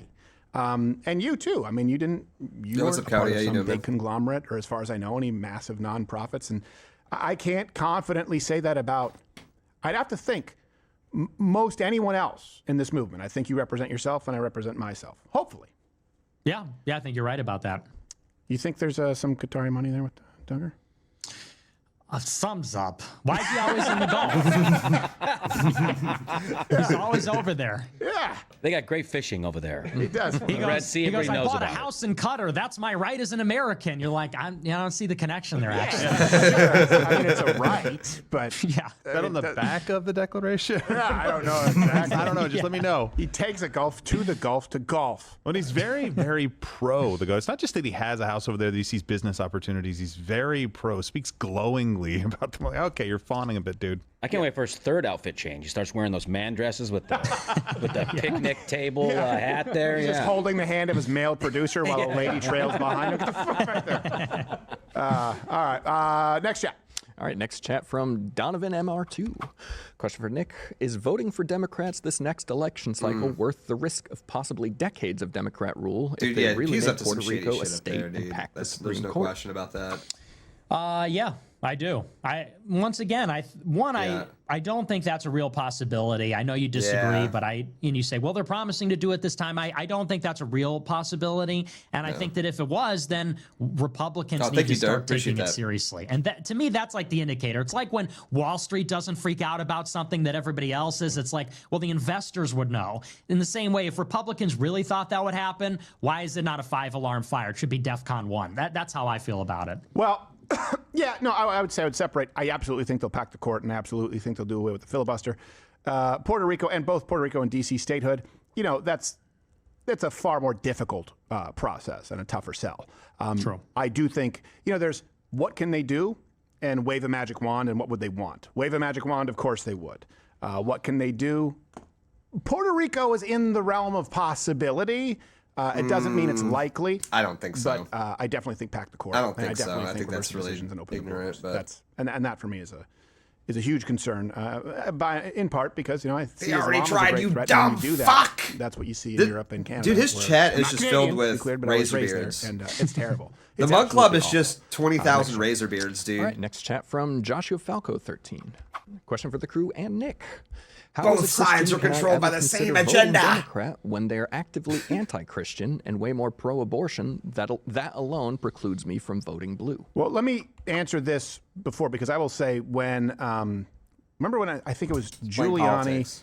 I think it was Giuliani. Was it McCain when he was actually in the primary? Was it Giuliani, Fred Thompson, and McCain? I maybe miss. It was. I think that was the election, right? I said if it's Giuliani, please go, Stephen. Please go choke him out so he shuts the fuck up. I might not be able to vote. That is, dude, it's not the only issue, but it is a closed-handed issue for me, for someone to go, yeah, I'm no different. Go choke him the fuck out. And that's one of the many reasons why I can't vote Democrat. But the same would apply to a Republican. So I can't, but Nick, yeah. I think that's totally fair. I think that's a matter of conscience. If you as a Christian say you can't vote for a Democrat for that reason, I totally get it. The way that I see it, it's like I said, it's big picture. If the ultimate objective is we want a far more right-wing government, and that's tactically what we have to do, that's how I see it. But if Nick is funded by dark money super chats, JDI's dark money. Yeah, and that was I one agree thing with that. Actually, I think investigate JDI today. A big part of the coalition you would need to get. That's very unlikely, because that's a lot of Christians in this country who wouldn't be able to do it because true. Yeah, and I think it's a good thing. that means that they, believe what they say. I got some beef with I Tenrio, get how actually, for the strategically it record. can We'll address it can that cause in a some minute. hurdles, but I would We'll rather address that those in a minute. people be in this country than a bunch of Bajeets. Gerald, did you have an answer? Of course. You remember when Lila Rose Gray, she actually came out against Donald Trump during the last election cycle. And I was like, I want pressure to be put on politicians. And I think there are a lot of ways to effectively do that. To try at the 11th hour to do something like that, I didn't agree with it because our option was Kamala Harris on top of that. And it wasn't an assured victory. Yeah. And so I think it's very, very difficult. So I understand sometimes you have to hold your nose on certain issues. If it gets to a point where it crosses the line for you, I understand that. I'm I opening completely that get can it. of worms, For me, I'm the same way. I'm like, well, what is my alternative? If I stay home and vote, and enough of me do that, what is the logical outcome from this? And that would be a Democrat in power doing far worse than probably the Republican candidate would do. Yeah, I understand that. I do think there's a difference. On Though. abortion Her stance on the Trump thing, I felt was more of a virtue signal than an actual Republican candidate who's agree. like, I'm not going to do anything on abortion. Trump was saying we're going to do something, packages, but it's going to be within I'm the not gonna lie, I'm ready boundaries for that this we to be can actually over. accomplish, I'm ready and to he know these did. And it packages. was, for me, I would consider it huge. And Lila Rose, because I disagree. I've done some stuff with her in the past, but it's she's still a woman, and she's whiny. She's very whiny. You're talking about Kozer, thank you for subscribing. Thank you, buddy. It's like, Big 07. the last thing I Thank you want to so hear much, anymore is man. women tell men how to be men, right? I think we're in agreement on that. Where Dude, she's like, how long many have we been female streaming? Like almost commentators 4 do we hours. need? We're at We're 3.5 hours. You weren't playing Granted, like 30 video minutes of it was games, like the intro, It's like, no, I don't agree with you. I think you'll find something else to demand. ignored. Yeah. I wanted to ask you that. This is people are like, hey, Nick is anti-marriage and anti-family. Now, I've seen the clips. We've already been over this, dude. And I think in context, you were talking about the modern state of marriage and the contract and how men are naturally sort of promiscuous creatures to propagate the species and the constraints of modern. But I don't. Are you anti-family? Would you encourage your young fan base to get married and have families? Oh, yeah, of course, and I do. I'm pro-marriage. It's just, the message we get from a lot of right-wingers is this: get married young, have more kids than you can afford, and I think that is not a very responsible message in this day and age because, you gotta, it's a lifelong commitment, and I think that especially now when the laws are the way that they are, who you marry is good. You don't have like the society reinforcing the contract of marriage like you did 60, 70 years ago. Right. Nobody wanted to be divorced and single, and there's even different legal ramifications for it. So I just tell people, get married, but be very responsible about it, and not just, hey, get married when you're 19. Let's commit. Like, I don't think that's the best idea now. Yeah. I do think people should get married younger than they are if we want to. I mean, we have the birth rate problem, but I've said it this way. I am absolutely, it goes faith before politics, my religion before politics. I believe that the nuclear family is what Marxists seek to destroy above all else, because I've been very clear about it. I think it's the bedrock of Western civilization, and certainly American society. Without the American family, there is no American dream, and it's hard for me to advocate to young Christian men. I still can't believe Dan Bilzerian's in a Jewish. state That's so with funny. no fault divorce laws. So there's the biblical covenant, but that's how I see you talking about it, because it's a struggle for me logistically, where my answer's just been get married. Everyone should just have a prenup and get married in the church as opposed to by the state to avoid these complications, because it's a multi-billion-dollar industry. It's not just not undergirding marriage. It is being torn down by hawks who profit off of it. And that's a real problem. It's probably the biggest problem we face, honestly, in this country. So, yeah, I wanted to give you the chance to clear the air. Like, he's gay. He says he didn't like women. And I'm like, okay. All right, next chat. Like I said, I don't like doing that silly horse shit, because I understand you're on air for hours a day, and you say things, you're like, wow, that's not what I meant. Next chat. That's what I'm here for. Yeah, totally. Yeah. Next chat, Noodles. Next chat from Airzy Ross. Midnight Hammer. Question. As an Ohioan, I'm not a fan of Vivek, but it's been a long fight to get where we are. Question is, how would voting Amy in, going 10 steps back, be okay? They literally instead of addressed this reining in on the Vivek? show, dude. First off, before Nick answers, I think all of us are in agreement that Vivek is, Nick, your floor. Yeah, no, he's terrible. But look, I mean, the Ohio state legislature, you have a very strong Republican majority there. So plus, Ohio hasn't had a Democratic governor in, something like 20 years. So I really believe, again, you mitigate the damages because you got that divided government. And I think you just take the loss for 4 years, you get a Republican in the next one. That's how I see it. Yeah, but like I said, Ohio is very different. Ohio the numbers aren't reflected because it's we've already been over this, dude. But it's a bunch. Nick, can you answer the thing that you and said 30 minutes ago? The types of the Nick, can world. you repeat That's what the you thing with said? Ohio. I wasn't Let me here. tell you a story about Kasich people. I won't give names, but this is when I realized I couldn't be friends with these people anymore. They were maybe relatives X times removed. This is a true story. We're sitting there and they go, yeah, and and Kasich, I was voting for him in the primaries, but after he didn't answer my letter, you'll never get another dime from me. And I was doing dishes, and I kind of stopped. I went, wait, what was that? They said, yeah, I sent him a letter. That prick didn't have time to write back. I said, you're now because the governor of Ohio didn't personally answer your snail mail? You're like, it's the people who got him elected. I was like, I am exiting this conversation. You're an insane person. Dude, my mom wrote a letter to Ted Cruz because her new apartment was dirty. I'm not even kidding, dude. She told me on Mother's Day. Catherine was like, what? I'm like, yeah, okay. You wrote Ted Cruz. I'm sure he's going to get right back to you. Oh, yeah. I mean, there are crazy people out there. I mean, Nick, you probably had these people they show up at a live event like, hey, make sure you get this to Fishback. You're like, all right, whatever the fuck. You take it and put it on your shelf. Yeah, you don't know how many times people hit me up on X. Hey, show this to Steven.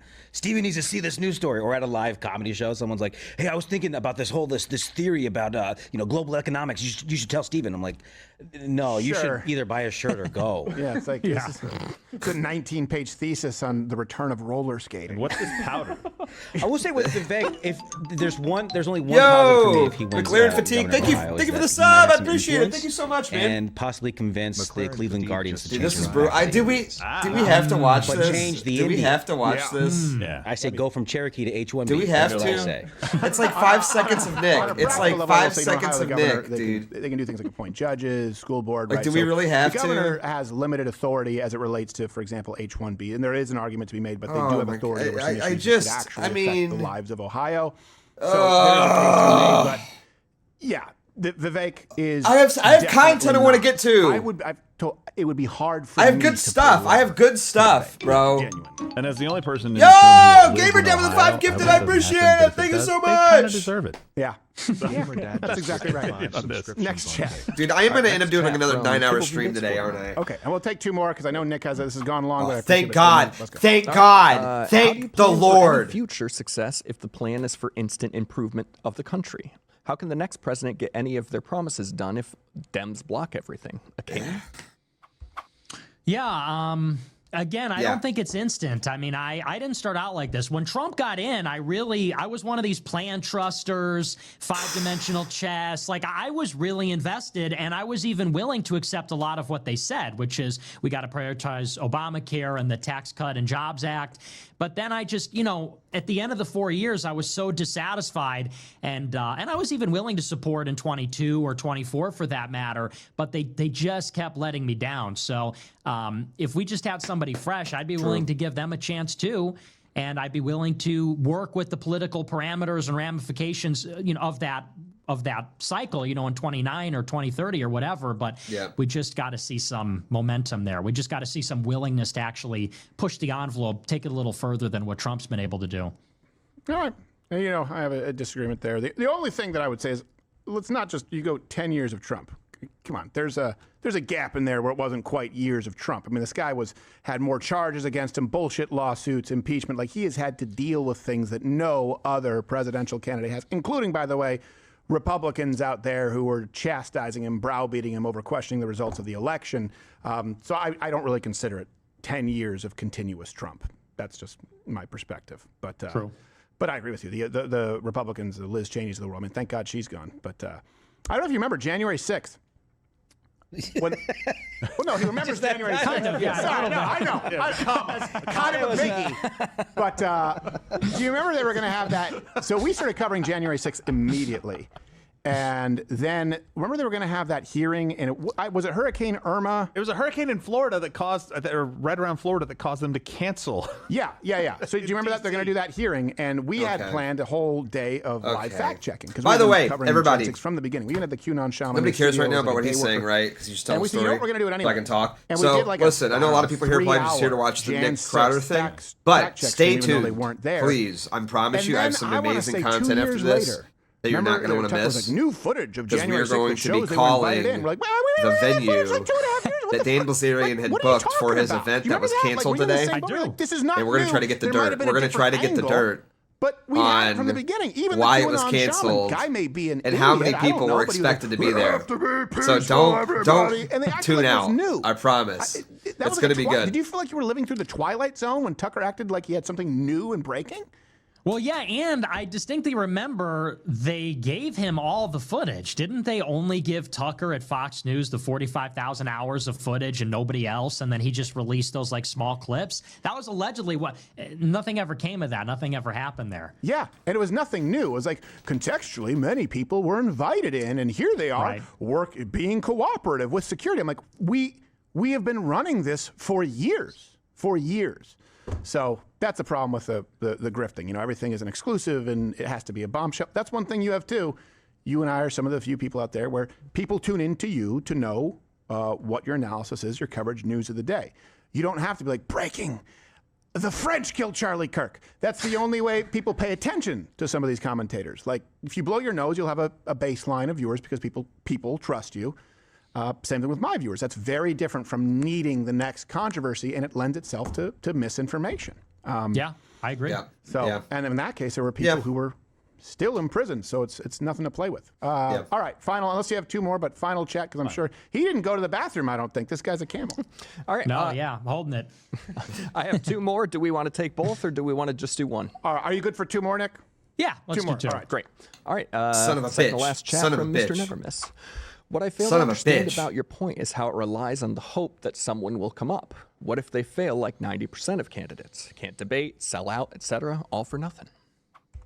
Well, then they lose. I mean, you know, but again, it really comes down, people are always fixating on, even on my show, my audience is not even sold 100%. They say, well, who are we going to vote for? Who's it going to be? Is there a name, etc.? And to me, it's really just more about the game theory of if we accept that Vance and Rubio are like deeply unsatisfying options, the only way that we're going to get a competition is if they are hurt, like they, and not and metaphorically, obviously, politically, they need to be weakened. And so to me, that's just the only way also that we're I going to cover can see it playing Williams out. stuff Because today, too. otherwise, if they're strong and the party consolidates, you don't get a competition. No one can even play. You know, so I just want to let them play. I want to see a competition. Yeah, I understand that. Again, we've already kind of gone through this. There's questions from the audience. So next final chat. All right, final chat from Sniper127. Question for both.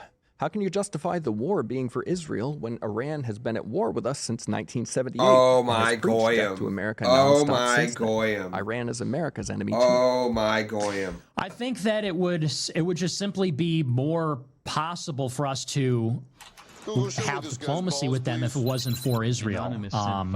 You know, and you could say that they chant death to America and all this kind of stuff, but you know, we talked about it already with radical Islam.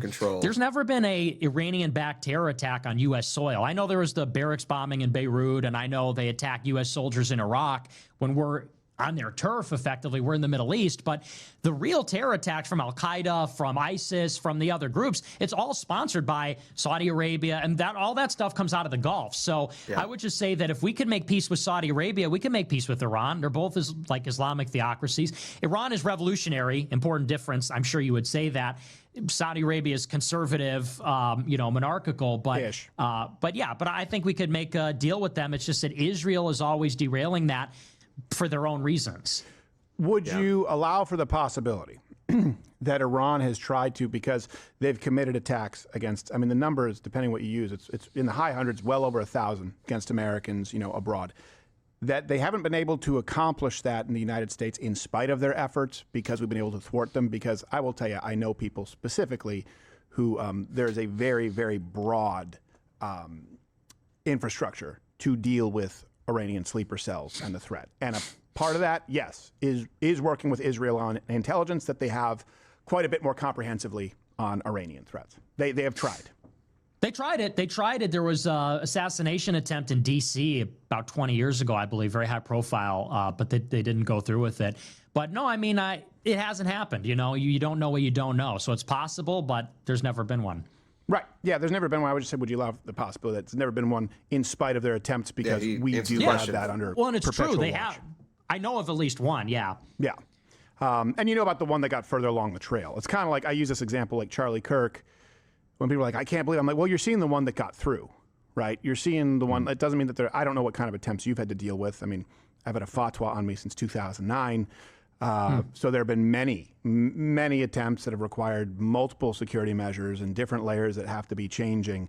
Just because people see one doesn't mean that was the only attempt. And sometimes people become very comfortably complacent as it relates. And we thought Nick's super chats were bad, dude. Yeah, that's true.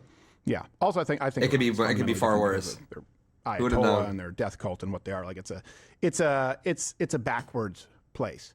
But yeah, I don't think anyone here. By the way, I don't think anyone here is pro-Iran. Just to be clear, I don't think that Nick is saying he's pro-Iran. He thinks that there might be a world in which we could probably manage relations more effectively, in that hypothetical. Yeah, totally. Nick, so there we go. That was the last chat. Thank God. Thank God. All right, Nick. Any closing thoughts, closing words? I appreciate you taking the time. I know it was a long session here, but thank the Lord. I enjoyed it. Yeah, I thought it was great. I love coming on your show. I think it's a lively debate. You're smart, and listen, I know where you're coming from. Combo. Like, these are not your arguments are valid. I get it. I think we have some disagreements, but you're a champion for your cause. You're, like you said, I'm willing to show up. You're willing to show up. It's a great, I think, educational conversation for everybody. So I always have a great time, and I appreciate you're willing to do it. So it was a lot of fun. Well, thank you very much. I have one final question. If you could sit across from or debate anyone now, considering all this stuff going on, right? Because you have a lot of people who've been taking shots at you. You could pick two if you want, but who would you most like to stand across from, set the record straight? Probably Ben Shapiro. Yeah. That's got to be number one on the list. Yeah. Really? Yeah. Yeah. Yeah. I knew it. I know my boy, dude. I know my boy. Why are you shocked? Well, I'm shocked because I know my boy. And it's not the Jew that he doesn't have as big of an audience as some of the other loyal. people who are taking shots at Nick right now. But it's a long-standing kind of thing, so that makes sense to me. Yeah. It's like my arch nemesis Yeah. on day one. Exactly. He's like the OG villain in the comic book. You know? All right. Okay, I guess that makes sense. Yeah. I wouldn't Who hold would my you breath. debate? Who would be your number one? Well, Candace turned down 60,000 to debate me. She turned down 30, and I said she could have my 30. Tucker, maybe Tucker. That would be the one because I don't think he does well when pressed. And unlike you, I don't think that he has a consistent. I don't think he has a consistent through line to defend. So I think it would probably be really tricky. I also don't like the way that he is. I think Tucker would. I don't like the way that he steered Crowder, I'm not gonna lie. This entire movement. I think it's less honest. I think you are straightforward. I think Tucker would wipe the floor with Crowder. I disagree no with offense. you, but yeah, probably. It would probably be Tucker. If it's someone on the left, I've been trying to angle for any professor on the left, and then the problem is the school shut them down. Tucker's not a smart guy, but he's savvy. At UPenn. So, once upon a time it would have been like a Noam Chomsky, but I think he's kind of up there right now in age, and he may not be able to. So, I don't really know. Yeah, probably someone like a Tucker. Yeah, that's what I think. But I won't hold my breath on that either, and don't hold your breath on Ben Shapiro because the answer is just going to. We can dream, yeah. Yeah, it'll just consistently be no. So, all right, Nick Fuentes, I appreciate you taking the time, man, and I'm sure we'll have you back on. And if there's anything that you ever want to talk about or correct, let me know. If you're like, hey, fuck you, you can just tell me. I just ask that you send me a direct message as opposed to the whole public world being the world's biggest high school. It's just not something we do here. Totally. Yeah, no, likewise. Thanks. Great conversation. And let's do it again. Absolutely. It was a really good Nicholas show. Fuentes, you can watch him on Rumble, ladies and gentlemen, and we will see you tomorrow. That was a good show. Unironically, that was a really good show. That was a really good show. I'm actually pleasantly surprised by how good that was. So, W conversation. It was a W conversation. All right.